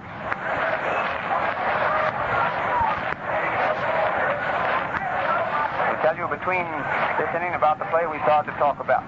Bill Lee all set to go. Pitches the ball outside, and it's ball one. Roger takes the fastball, waist high. Kramer stands right near the plate, near that line in the box to allow him. Lee comes in, the ball's hit down toward second base. It's a slow roller. Billy Herman comes in, the underhand throw to first, and he's out. Doesn't make any difference which way you hit the ball towards either of these second basemen today. Gehringer or Herman, they're in there and have the ball and get it over to first base in a hurry. Here he is. Talk about him, comes right up in front of you. Charlie Gehringer. He's getting ready for Bill Lee's first pitch. The general raises the foot, pitches right one. Keufel's right arm goes up. One strike is a fastball across the letters, which says Detroit. Lee ready? Pitch, a curveball is fouled into the stands, the upper stands. And it's strike two.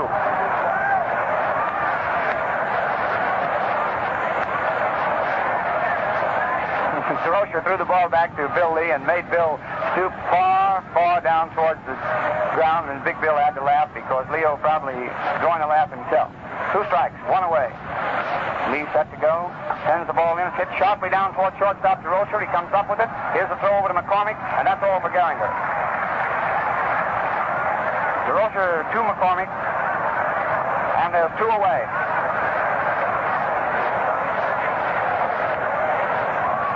And the third National League pitcher starting to warm up down in the bullpen back of third base. It's Mace Brown of the Pirates. The batter is Earl Averill, who's looking for his first hit in this All-Star game. He grounded to second, slide to left. Bill Lee set to go, sends the ball in low for ball one. Goodman is pulled over towards the line. Hart is moved over towards the flagstaff in right center, and Joey Medwick shortens up a bit in left and pulls over near the scoreboard. The pitch is a called strike. Bill gets his fastball waist high. Earl looks down at third base coach Artie Fletcher, whether or not the take sign's on or the hit if it's good. Lee delivers, and a curveball, strike two, of beauty. It waved its way over the inside corner, just creasing that inside corner for a called strike. 1 ball, 2 strikes. Lee pitches, misses the inside corner, and it's ball even, ball two. And strike two, and 2 out, and 2 runs. National League leading 2-0. Lee lets his arm go around once, raises that left foot of his, pitches, and Averill is called out on strike. Bill Lee has shown a very good curveball today. Mixed with his blinding speed, it's made him very effective. Whether or not he's going to come back in the next inning, I don't believe he will, because he's getting a great hand. Listen to this.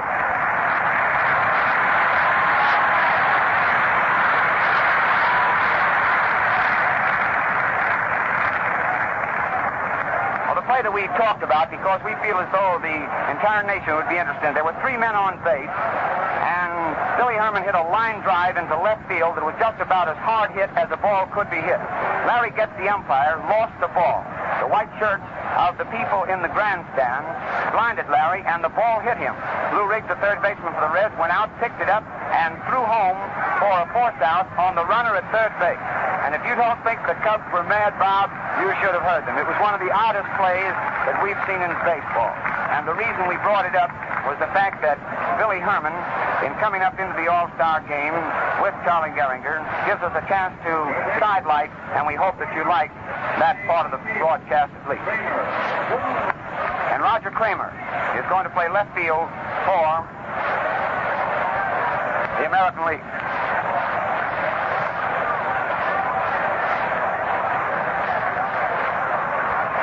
Over in the box next to us, that remarkable young fellow, Johnny Vandermeer, walked up and takes the position. We're set to go.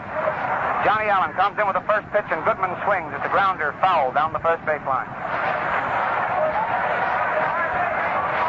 1 strike on the fellow who holds the record for the Cincinnati Reds for home runs in a single season all time. He hit his 20th home run in Monday's doubleheader. Goody swings. It's another foul ball going down the first base line for strike 2.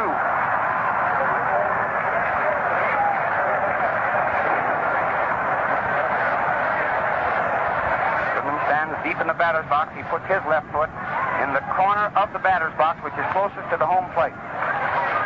He pulls his right foot a bit towards first base. Johnny Allen delivers, almost hit Goodman, who backed away, ball one. And he did. Hit him, nicked him right on the shoulder, and Goody is waved to first base by umpire Geisel. Goody gets hit more than any ball player in the National League. And Bill McKechnie, the manager of the Reds, comes down to tell Joe Medwick, who comes up to the plate, what sign will be flagged. You know, in this ball game, they've changed their signs, naturally, and they want to be certain. The American Leaguers are not being fooled into looking for a bunt, at least by their lineup at the start of the pitch.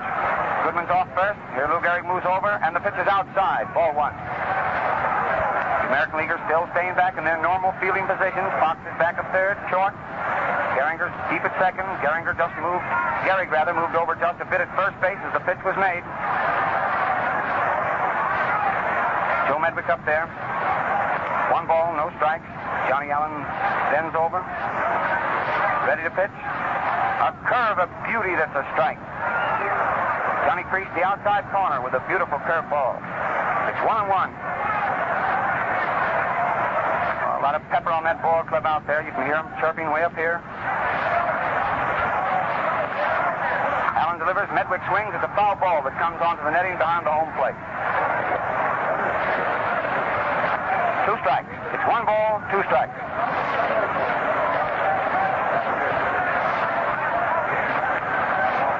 Lefty Grove continues to throw down in the bullpen, back of first base for the American League. There's no one throwing in the bullpen for the National League. Johnny Allen turns his back over at first. However, he looks over his left shoulder, watches Goodman, brings his hands to rest in his chest, pitches, and Medwick swings. It's a fly ball going into right field. Joe DiMaggio is under it, pats his glove once, twice, he has it. And that's all for Medwick.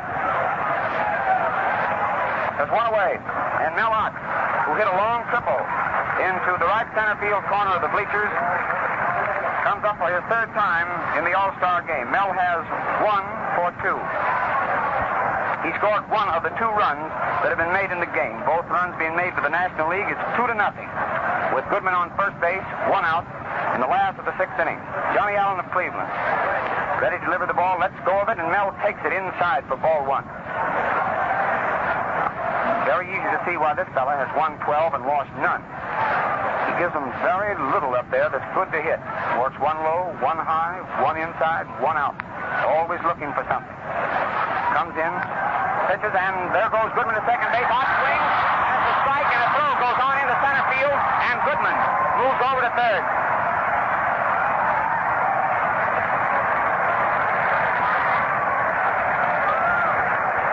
It's a stolen base for Goodman, and the error puts Goodman on third base. So if you're keeping score, here was the play. The ball was delivered by Johnny Allen. Mellott swung and missed. It was 1 strike. The throw by Bill Dickey was far over Joe Cronin's head, who was covering second base, and Goodman, going into second with his slide, immediately came up and moved over to third base. There's 1 away, Goodman at third, and the count on Mellott with 1 out is 1 ball and 1 strike.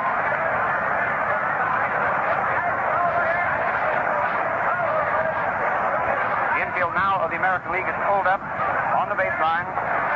Johnny Allen not taking his wind-up, even though there's a runner on third. Pitches, and it's low for ball 2. The ball went down into the dirt, and Bill Dickey came up with it. Lou Gehrig comes over, probably asking Johnny why he didn't take his wind-up. You can be certain Johnny is out there pitching, and he'll do it the way he wants. He probably figures he can pitch better that way to Mellott. He's still doing it, even though there's a runner on third.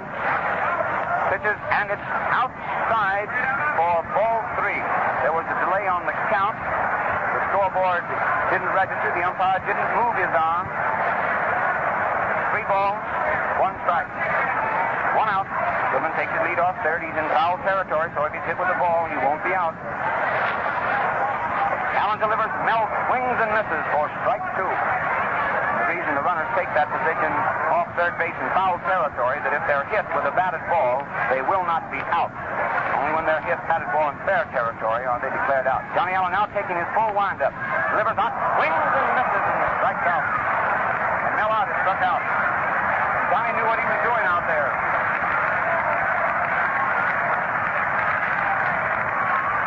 That's the third strikeout for an American League pitcher. It's the second for Johnny Allen. The batter is Ernie Lombardi, with his teammate Arnold Goodman perched on third and 2 away.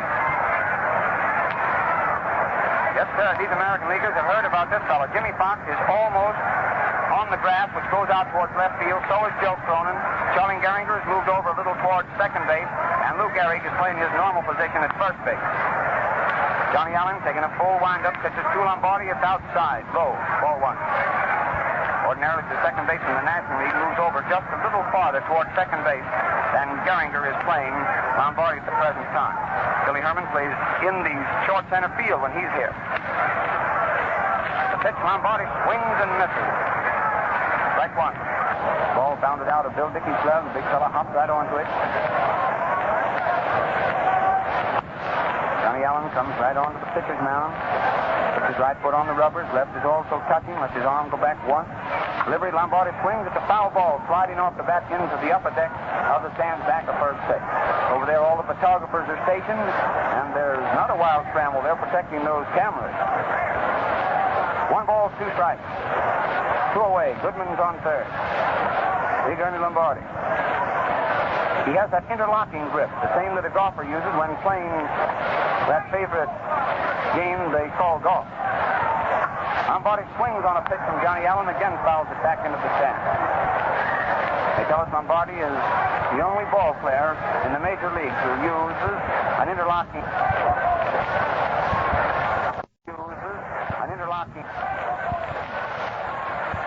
Big Ernie grabs himself a handful of stuff, rubs it on his hand, touches his cap. He climbs into the batter's box, set to go. The count is 1 ball, 2 strikes. The 2 away. Goodman has his lead off third. Allen goes around with his arm, pitches. Lombardi swings, grounded towards Joe Cronin. Joe comes up with it. The long throw to Lou Gehrig, who pulls it out of the dirt, and Lombardi is out. And that's all for the 6th inning for the National Leaguers. There was no run, no hits. There was 1 error, a wild throw by Bill Dickey, and there was 1 left on. Goodman was left at third. At the end of 6 complete innings in this All-Star game, the score was 2-0 in favor of the National League. The National Leaguers have made 2 runs, 4 hits, and no errors. For the American League, they have not scored as yet and made 2 hits and 2 errors. And now for the 7th, 8th, and 9th inning, the man you hear up Chicago way over WGN, I'm sure you like, Bob Elton. Thank you very much, Dick Bray. We're going into the 7th inning now of the 6th annual All-Star game here at Cincinnati, with the surprising National Leaguers still maintaining their advantage of 2 runs over the American League.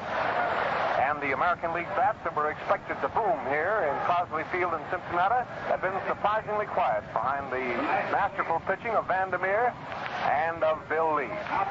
The third pitcher for the National League is Mace Brown, a right-hander who's made an amazing record in the role of a relief pitcher this year. He won his 11th game last week for the Pirates. He's a right-hander who stands about 6 feet 1. He's been around the National League for a long time, and he's pitching as the American League hitters come to bat in the first half of the 7th. With McCormick still at first, Herman at second, DeRocher at short, and Hackett third. Medwick in left field, Nell out in center field, and Ivy Goodman in right field. Lombardi is still back at the plate, and Mace Brown, a right-hander, is on the mound. The first man to bat is Jimmy Fox. Fox has been up at the plate twice. He struck out the first time, and the second time he hit into a forced play. Now the American League is 2 runs behind as we start the first half of the 7th. A slow ball to Fox forces him right out of the batter's box, and it's ball 1. Baker coaching at first, and Artie Fletcher at third. The ball game is in the first half of the 7th. Mace Brown, a right-hander, on the mound. He's getting his sign again. The next pitch is in the dirt, a ball low and outside, and the count is 2-0.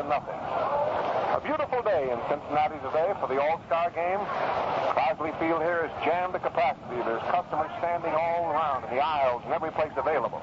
The next pitch to Fox is a right through the middle pitch, a straight pitch right around his knees for a called strike. To get it in there, and the count now is ball 2 and strike 1 on Fox. Big number 3 in the back of his gray uniform. Hack talks it up over there at third base for the National Leaguers. The next pitch, he hits the ground ball. It goes off of DeRocher's glove for a hit. A ground ball to the shortstop DeRocher's left. He moved to his left fast, tried to flag the ball, could just get it on the end of his glove, and it's a hit for Fox.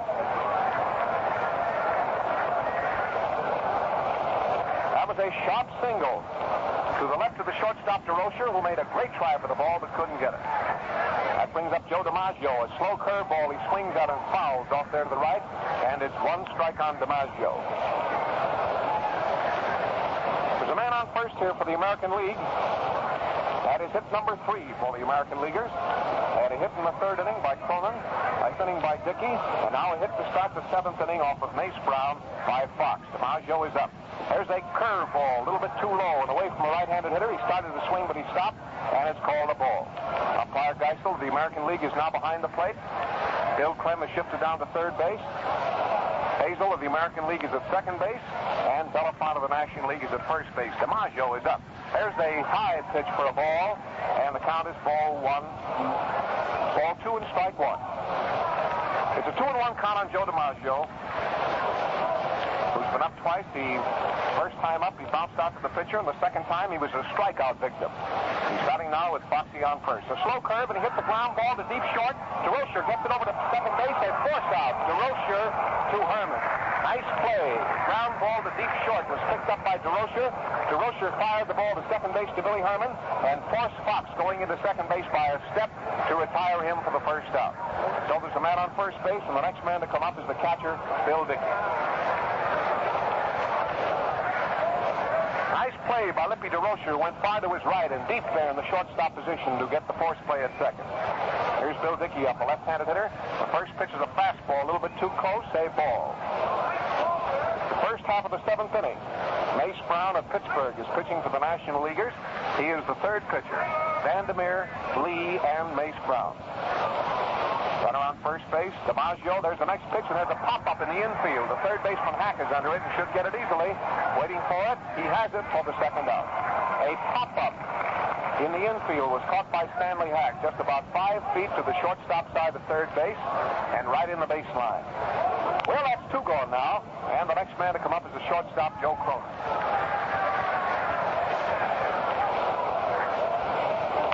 Mace Brown pitching, man on first base. This is the National League 2 and the American League nothing. Ball game is in the first half of the 7th. Carl Hubble is warming up. There's a swing and a foul back into the grandstand. 1 strike. New ball is tossed into the game. The boys peg it around. Hack to DeRocher. DeRocher back to Hack. Hack to Herman. The National League team is intact. The American League team has made 2 changes. Fox went from 1st to 3rd and Gehrig to 1st. Kramer went to left field in place of Krivich. There's a high pitch over the batter's head for a ball. The count is 1-1 on Cronin. Man on first base. The ball game is in the 7th. The National League is out ahead by 2 runs.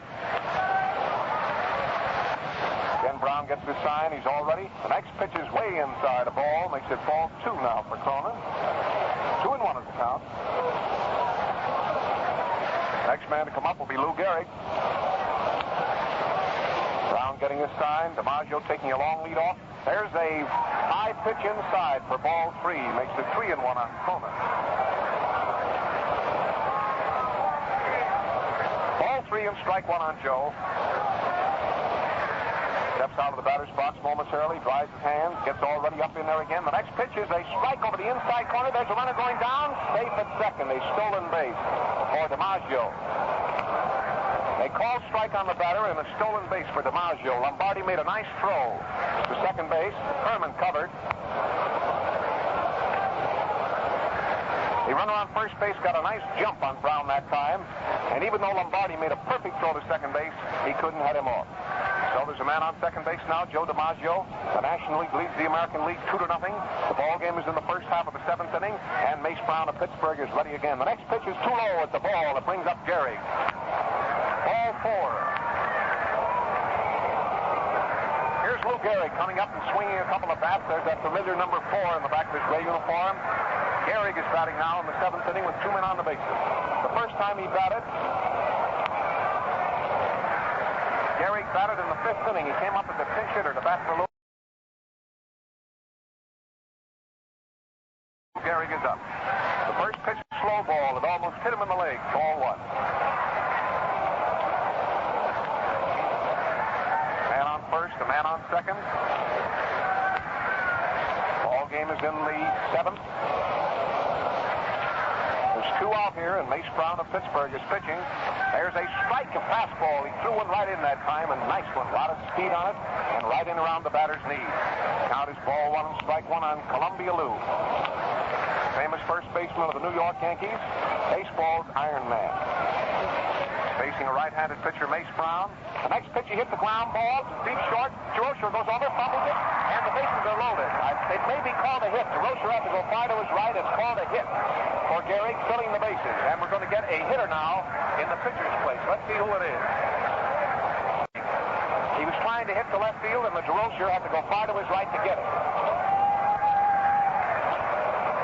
Rudy York of the Tigers is coming up as a pinch hitter.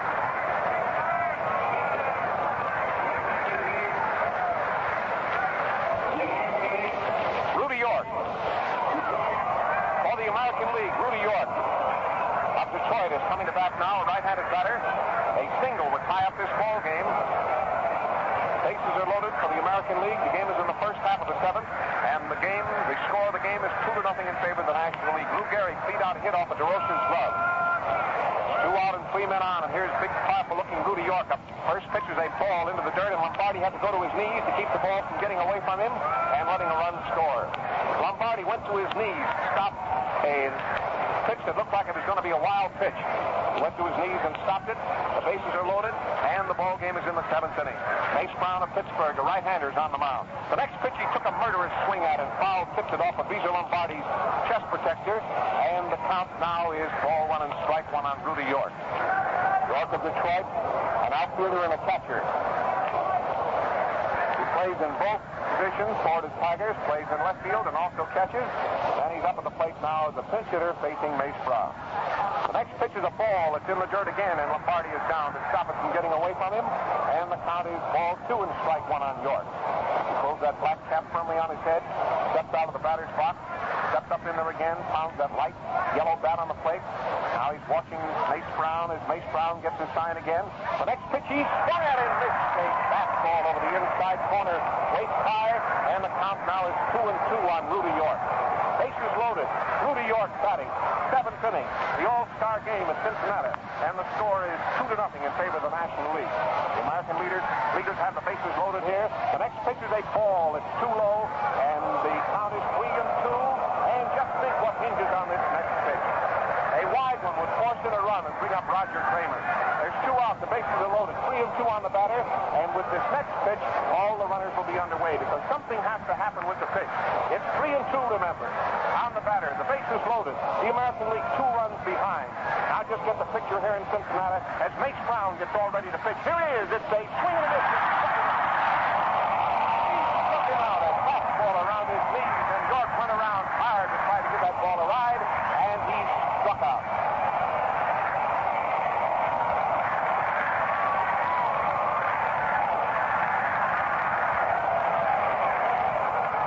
First half of the seventh inning. No runs and 2 hits for the American League. There was a hit by Fox, a hit by Gehrig, and a walk to Cronin. Rudy York struck out with the bases loaded. Grove is going into pitch. Boy, there was a spot. 3 men on the bases, and Mace Brown, the famous relief pitcher of the Pittsburgh Pirates, stepped into his spot there and really came out with flying colors. Struck out one of the American League's great hitters. Here's the announcement on the new pitcher. For the American League, Grove. Lefty Grove is now pitching. Lefty Grove is now pitching. Famous southpaw, the Boston Red Sox. His record this year, he has 11 victories and 3 defeats. Out there now, southpawing a few into Bill Dickey as the ball game goes into the last half of the seventh inning. And the score is the National League 2, the American League nothing. The National League scored a run in the first and a run in the fourth.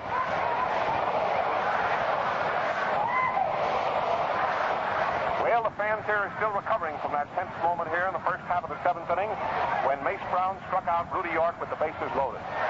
Now the first man to bat for the National League is the first baseman, Frank McCormick. He facing Robert Moses Grove, and his slow ball is the first pitch. He fouls it off the handle of his bat. It rolls on the ground off to the right, and it's one strike. Nobody on and nobody out. The game is in the last half of the seventh inning. The National League leads 2-0. Grove takes his time out there, getting all set. There's the start of the windup. Here's the next pitch to McCormick. It's a fly ball down the left field line. It's going foul. Way down into the seats. Far down in the right field corner. And it's 2 strikes now on the National League first baseman McCormick.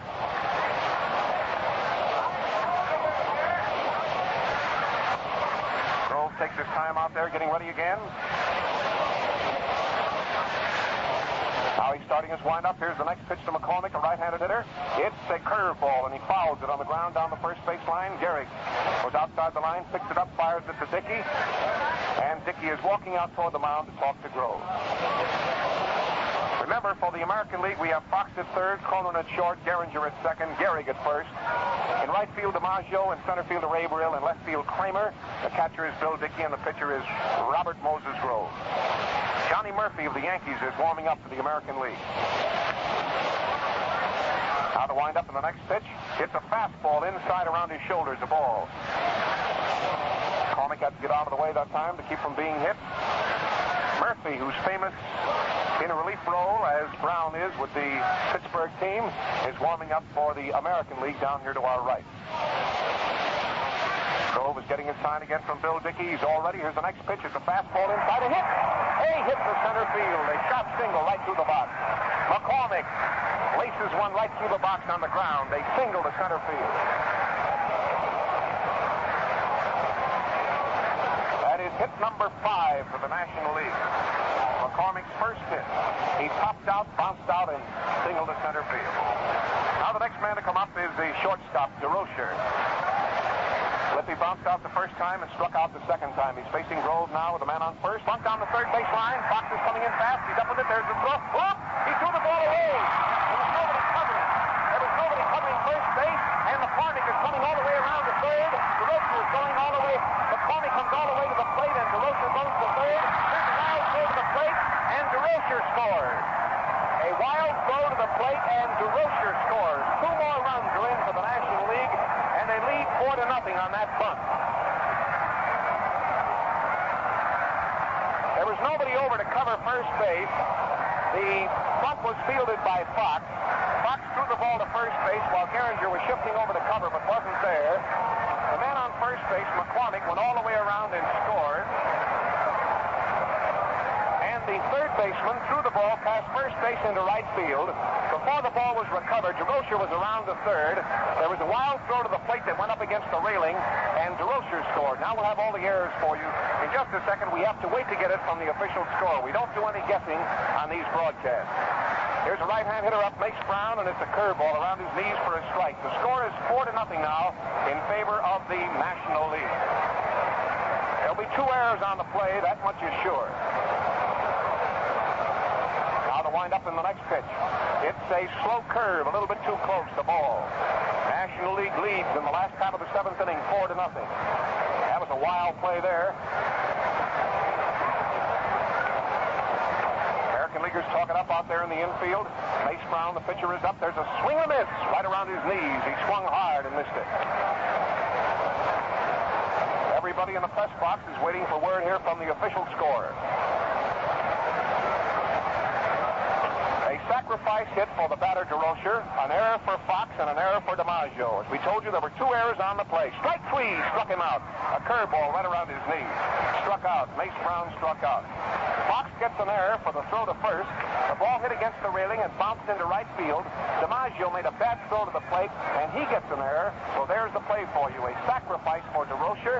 2 errors, and 2 runs are in. The score is 4-0 in favor of the National League. Here's Hackup, the leadoff man. He has 1 hit. The first pitch is a strike. It caught the outside corner, waist high, a shot-breaking curve. Game is in the last half of the 7th inning. The National League has increased its lead in this ball game now to 4-0. Now the line is slow corner again. 2-1. Fox now over against the hands, and now he's again. The first time shot the third time.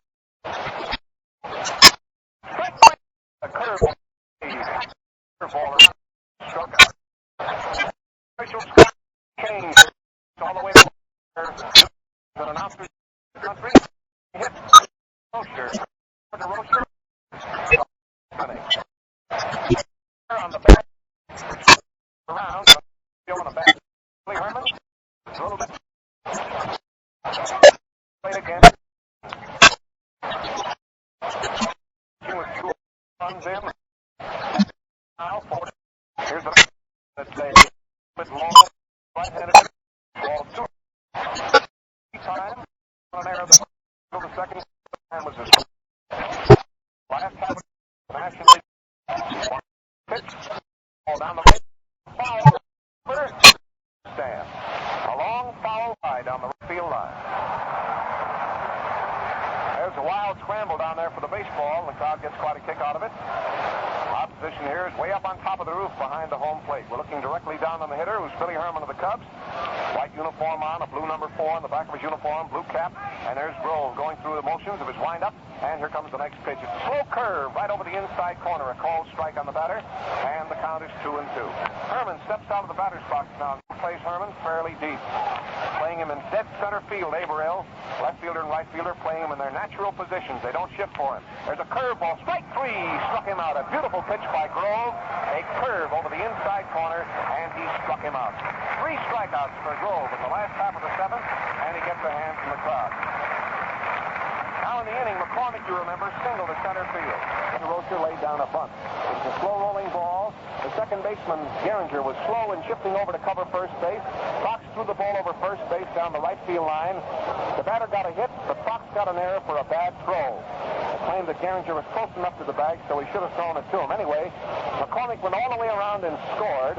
DeRocher got as far as third, and when DiMaggio made a wild throw over the catcher's head up against the railing, he also came in, and the score is 4-0. Now a brief pause for station identification. We're at the end of 7 innings of play in the 6th annual All-Star Game at Crosley Field here in Cincinnati. This is the Mutual Broadcasting System. This is WGN, the voice of the people, Chicago.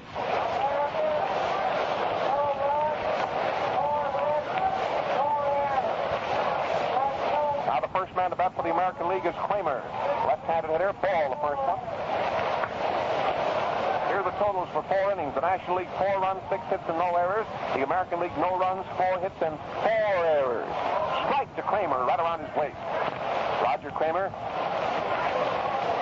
outfielder of the Boston Red Sox, is playing in left field for the American League All-Stars. He's up at the plate with nobody on and nobody out, and Mace Brown, a right-hander, on the mound.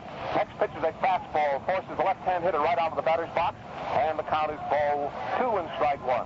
Nobody on and nobody out, and the National League has increased their lead now to 4 runs.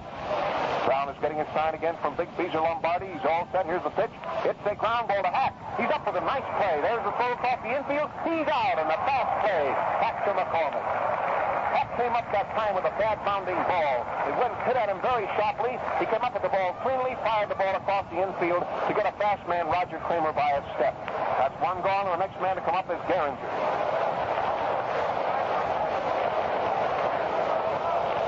Gehringer bounced out the first time, walked the second time, and bounced out the third time. Here's the pitch. It's a strike over the outside corner, just below the shoulder to a left-hand hitter.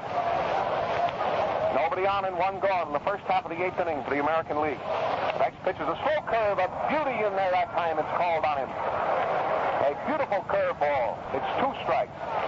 Brown gets ready out there again. Here's the next. It's a curve, and he hits the bouncing foul down the first base line. McCormick comes outside the line, picks up the ball, and now he's throwing it back to Brown, who grabs it with one hand, turns around, pulls his cap down firmly on his head, and walks back into the center of the diamond. Hack at third, DeRocher at short, Billy Herman at second, McCormick at first. In the outfield, Ott in center field, Goodman in right field, Medwick in left field. The pitch, hits the ball. Straight fastball outside, and the count is ball 1 and strike 2. Nobody on the bases, 1 out. The American League gets out in the first half of the 8th. Pitcher gets his sign again. He's all ready. Here comes the next pitch to Charlie Gehringer. Slow curve. He hits it a single, I believe, into right field. Right fielder gets it on the bounce and back in. There's the first hit for Charlie Gehringer of Detroit. A sharp line drive went over the infield head high. A single to right field. Next man to come up is Earl Averill. He bounced out the first time. He flied out the second time, and he struck out the third time. That is the 5th American League hit. First pitch he swung at and tipped it foul. It drops at the plate, just to the left of the plate and behind it. And a new ball is tossed into the game, and the National Leaguers peg it around. The National League is warming up two pitchers, Turner of Boston, a right-hander, Hubble of New York, a left-hander. A slow curve, he hits a high foul that's going into the stands here to our left. 2 strikes on Earl Averill. Charlie Gehringer's on first base. There's 1 gone. The game is in the first half of the 8th with the American League batting, and the score is 4-0 in favor of the National League. Bob Feller is warming up for the American League, and Johnny Murphy is warming up. A ball way outside, head high. Center fielder of Cleveland, Earl Averill, is up at the plate. Number 3 in the back of his gray uniform. Brown tosses the ball over to Hack, and Hack takes his glove off and proceeds to rough it up and get some of the shine off it. Hirschberger and Danning are warming up the 2 National League sit down the line here to our left. Rick Farrell and Schulte are warming up the American League pitchers. Mace Brown, a right-hander, is on the mound for the National League with a man on first base. A curveball, and he swung hard that time and fouled it. It goes back into the screen, and the count is still ball 1 and strike 2. Lombardi, who is caught all the way for the National League, steps out in front of the plate and fires the ball to Hack. And again, Stanley takes his glove off and roughs the ball up in his hand. We're in the 8th inning of the All-Star game at Cincinnati, with the National League out ahead 4-0. They scored 1 in the first, 1 in the fourth, and 2 runs in the 7th. Gets the sign out there again. Here's the next pitch. Averill took a high pitch way outside. A ball makes it 2-2. Jim Turner and Carl Hubble are warming up for the National League. The American League 4 runs behind here. 1 out of the man on first. Brown gets ready. Here's the next pitch. A swing and a high fly into right field. As the right fielder is coming in for a fast, Ivy Goodman. He has it for the second out. A high fly into right field was caught by Goodman for the second out. He ran in about 20 feet. Now the next man to come up is Fox, third baseman. He started out at first base and then shifted across the infield to third base when Gary came into the game. Man on first base and Fox batting. Umpire Geisel stops the game, steps around in front of Lombardi with a whisk broom and cleans off the plate. Now he steps around behind Lombardi, pulls his mask down firmly on his head, and we get all set to go again. It's the first half of the 8th inning. The American League has a man on first with 2 gone. Now the pitch to Fox, a curveball. It's in the dirt, ball 1. National Leaguers talk it up out there. Lots of the old pepper on both sides. Brown is ready. Here's the pitch to Fox. It's a strike right through the heart of the plate.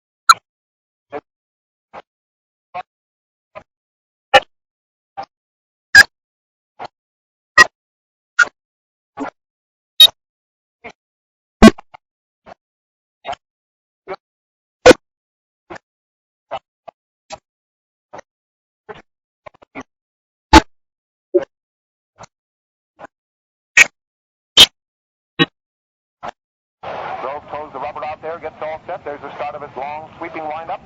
Here's the next pitch. Goodman looks at one that's a little bit outside. A sidearm pitch, waist high, a little bit outside for a ball. The count is 1-1.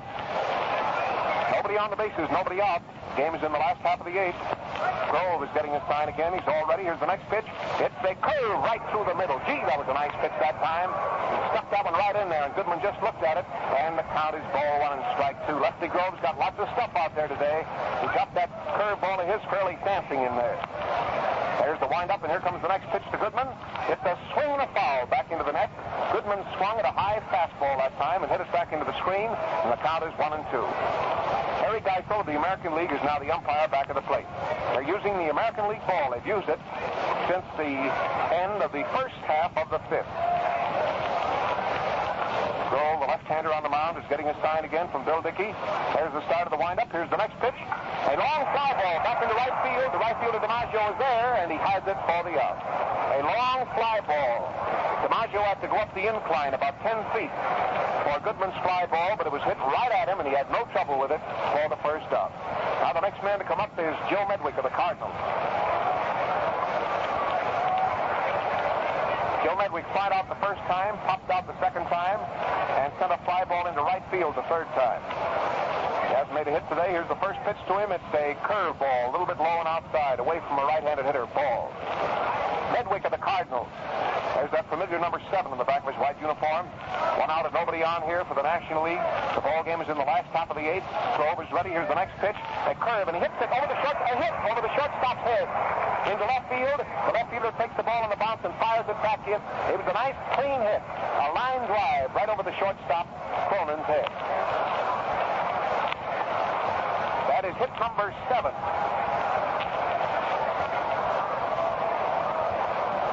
The attendance today is 27,067. Here's Mel Ott. First pitch is a ball. Man on first base, Mel Ott batting. Ott has one hit, a 3-bagger. Man on first base here, Joe Medwick. Here's the pitch, and he hit the fly ball to left center field. The center fielder's going to make a long run for it. Averill is coming over, and then he caught the ball on the run to retire him for the out. A long run from deep right center field to short left center field by Earl Averill. A long run to catch Mel Ott's short fly. Now the next man to come up is Lombardi, who's caught a swell game for the National Leaguers. He has one hit. He drove a hard hit to score Mel Ott. Top of the plate now with a teammate on first base. 2 gone here in the last half of the 8th. The National League has a 4-run lead. Right over the plate, he hits a short fly ball to right center. I think it's going to drop for a hit. It is a hit. And there goes Medwick around to third base. It was a hit into right center field by Lombardi, his second hit. A Texas leaguer into right center field by Beezer Lombardi dropped for a hit. Nobody could get within 10 feet of the ball. They put the man on first and the man on third, and brings up the first baseman of the National League, Frank McCormick. McCormick has been up 3 times. He popped out, he bounced out, and he singled. Batting now with the man on first and the man on third. 2 out here in the last half of the 8th inning. Grove is ready. Here's the pitch. It's a ground ball down the third baseline to Fox. He's up with it. There's a throw to second. Out at second base. Lombardi is out. Fox to Gehringer, and it retires the side. Well, that's the end of the 8th inning. No runs and 2 hits for the National League. They lead 4-0 as the American League comes to bat for their last chance in the first half of the ninth.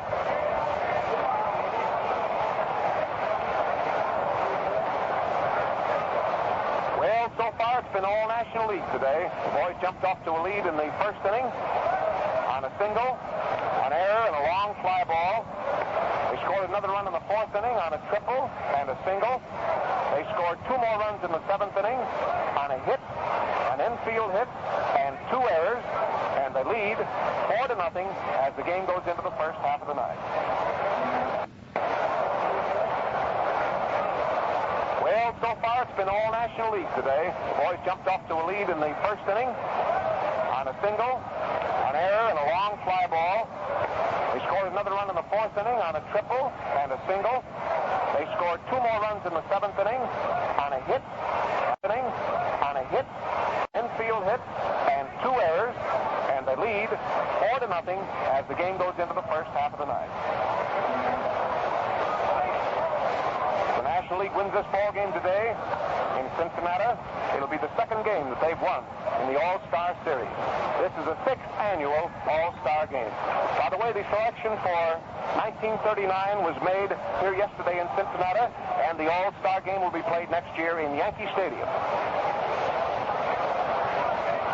Well, the first half of the 9th inning, of course, the old saying comes to mind, the ball game is never over until the last man is out. That's still the way these National Leaguers have been playing here today, and the way Mace Brown has been pitching, got out of an awfully tough spot in 1 inning here. It looks like the American League chances in this ball game are remote, to say the least. But you never can tell. Well, here's Joe DiMaggio up, a right-handed batter. DiMaggio's been up 3 times without a hit. He bounced out, struck out, and hit into a force out. The first pitch to DiMaggio is a strike. Number 5 in the back of his gray uniform. Facing Mace Brown again. Here's the next pitch. It's a foul going into the grandstand to the right behind first base, and it's 2 strikes on Joe DiMaggio. National League is still warming up 2 pitchers, Jim Turner and Kyle Hubble, just in case.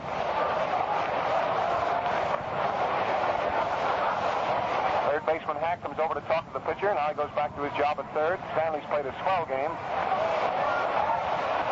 Hack has cracked out 1 hit and played a nice game. There's a hit right over the third baseman's head. DiMaggio pulled one to left field. Medwick gets it on the bounce and back in fast. It's a single for Joe DiMaggio. Caught a hold of that ball and pulled it past Hack's head into left field. That's hit number 6 for the American League. Next man to come up is Bill Dickey. He's been hitless.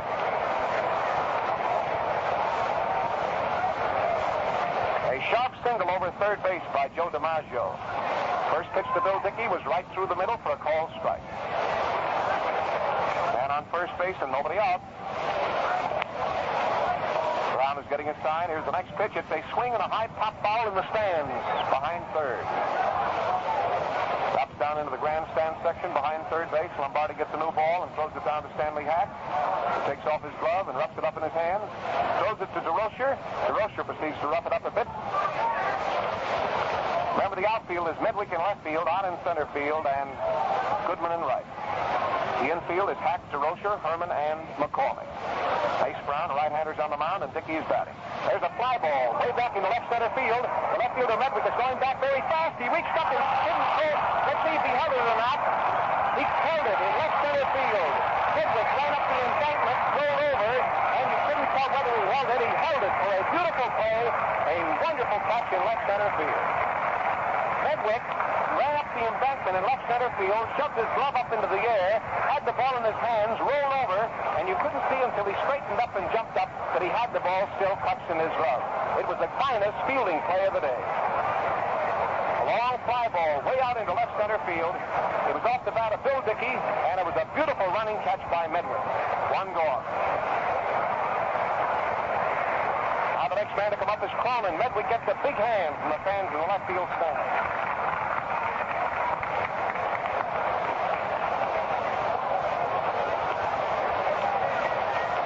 Here's a right-handed batter Cronin up, and he swings hard and misses. And on first base for the American League. Gee, that was a wonderful catch out there. You should have seen it. He leaped into the air and then rolled over and turned a somersault about 3 times. The umpires didn't call the play until he straightened out with the ball clutched in his glove. Here's the pitch to Cronin. A swing and a miss. Fastball right in around his knees.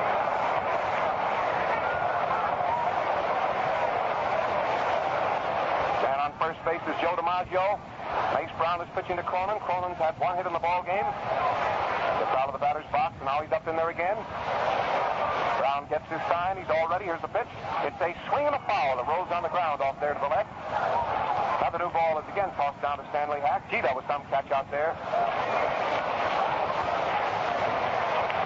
That ball had gotten away from him. It would have gone to the corner in left center field and probably gone for a triple.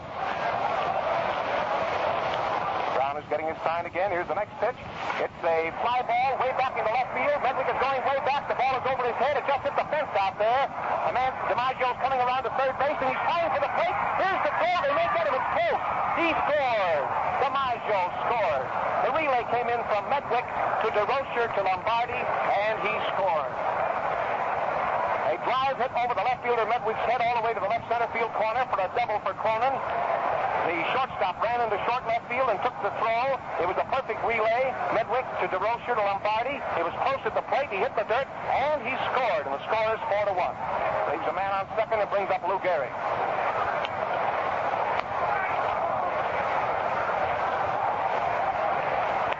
Now there's a man on second base, and here's Gehrig up, a left-handed batter. The first pitch is a fastball, low and outside, a ball. Joe Cronin Cronin on second base. The National League leads with 1 out in the 9th inning, 4-1. Mace Brown is pitching to Gehrig. There's an inside pitch over the inside corner at the knee. Gehrig jumped, but the umpire called it a strike anyway. It was evidently right over the corner, and the count is 1-1. Gehrig doesn't say a word to the umpire. He steps out of the batter's box and dries his hands. He gets right back up in there again. The man on second base and 1 gone. The pitch. Gehrig took a low pitch for a ball. Makes it ball 2 and strike 1. Lou Gehrig is batting. Gehrig has had 1 hit. He beat out an infield hit the last time up off of DeRocher's glove. That's the second hit for Cronin. He and Lombardi have each made 2 hits. Mace Brown gets his sign again. The next pitch he hits a long fly ball. Left field, the right fielder goes back. He caught it. A leaping catch of Gehrig's long drive. Back to the fence. Here's a throw to third, and he's safe at third. Gehrig slammed a long fly ball way back into right field, and Goodman ran up the embankment, leaped up and caught it for the second out. The ball was hit very hard. Now there's a man on third base with 2 out. 1 more and this ball game will be over. Here's a pinch hitter coming up. Johnson of Philadelphia. Johnson of Philadelphia is going to bat for the pitcher. Lou Gehrig hit that ball very hard in right field, but he hit it straight at the outfielder. It was high, and he had to back up and made a leaping catch of the ball. A nice play by Ivy Goodman. Here's the announcement. Johnson batting for Grove. There's 2 out here with a man on third, and the score is 4-1. Bob Johnson up. Big, powerful-looking fellow, a right-handed batter. He's facing Mace Brown. Ball game in the 9th inning and 2 out. The National League is within 1 out of victory here in the 6th annual All-Star game. Now the pitch. Johnson takes a low curveball. Ball 1. Next man to come up will be the leadoff man, Roger Kramer. Cronin on third base and a run in. Here's the next pitch, a fastball. Caught the corner that time, a nice pitch. Count is 1-1. See, this fellow Brown has a lot of stuff out there today. Picks up the rosin bag again, dries his hands, gets all ready. Now the start of the windup, and here's the next pitch. It's a curveball over the inside corner, a nice strike. Makes it ball 1 and strike 2 on Johnson. 1 and 2 on Johnson as Mace Brown gets his sign again. The next pitch is a ball into the dirt, and the count is 2 and 2. A nice stop by Lombardi of what looked like it was going to be a wild pitch. Joe Cronin on third base. Mace Brown picks up the rosin bag and dries his hands carefully. The National League still has 2 pitchers warming up. Here's the next pitch, and it's a ball. Blowing outside. The count is 3 and 2 on the batter. The batter thought it was ball 4 and started for first base, and the umpire called him back. Johnson thought that was ball 4. He started for first base, and he's talking to the umpire now. He thought it was the 4th ball, but umpire Harry Geisel of the American League calls him back, and he's back in the batter's box again. And on third base, 3 and 2 on the batter, and 2 out here in the 9th inning of the All-Star game. Here's the pitch. It's strike 3. The game is over. Right down the middle. Johnson is out on strike. He didn't swing at it. The ball game is over, and the National League defeated the American League today by a score of 4-1. Well, that was quite a ball game today. A lot of thrills in this ball game as the National League finally came into its own here today in the National League town of Cincinnati to defeat the American League by a score of 4-1. Well, it was quite a ball game. Now the crowd is surging out onto the field. The autograph hunters today, of course, have had a field day, being all over the place before the game today and getting the autographs of all these famous stars from all the other cities. Of course, down here in Cincinnati, they don't have many chances to see the American League teams, as there's no American League team in this city. Cincinnati represents the National League. And so the fans have been eyeing after all the American League players here today because this is probably the last chance they'll get a chance to see them down here for a long, long time. Well, it was a wonderful game and a wonderful setting. And as we said before the ball game, may the best team win. And today it was the National League. They defeated the American League in the 6th annual All-Star game by a score of 4-1. Well, Dick Bray has a lot of dope for you on the game. And so, ladies and gentlemen, hoping you've enjoyed the game today, I'm going to turn the microphone over to my associate, Dick Bray, of station WSAI here in Cincinnati. Well, thank you, Bob Elson. And the totals for this afternoon's ball game for the National League winning by a score of 4-1, with the National League 4 runs on 8 hits and not an error. For the losing American League, 1 run on 7 hits and 4 errors. As Bob told you, there were 2 batters in this ball game who made 2 base hits. It was Joe Cronin, the manager of the Boston Red Sox, who had 2 for 3. And Ernie Lombardi, the catcher for the Cincinnati Reds and the catcher for the entire game for the National League, had 2 for 4. As Bob told you during his conversation with Bill Terry last night, he told Bob that he was going to let Lombardi catch the entire game because he was going to try to see if it was possible for the American League to get Lombardi out, and if so, he was going to pitch it the same way. The winning pitcher this afternoon was Johnny Vandermeer of Cincinnati. The losing pitcher was Gomez of the New York Yankees. The attendance was 27,067. The record for Crosby Field is 38,469. That's all from Cincinnati at the present time. It was a pleasure for me, too, this afternoon to work with Bob Elson of WGN. We had a grand time out here. Cincinnati, as you said, Bob won't get to see this for some time. Since 1919, this was the first time that Cincinnati took on a World Series attitude. They liked it. They'll want more of it. It means a great deal to Cincinnati to have this All-Star game. And to you good people out New York way, we wish you the same kind of good weather for the next year's All-Star game in 1939. We hope that you have an enthusiastic crowd as we had here today. We hope the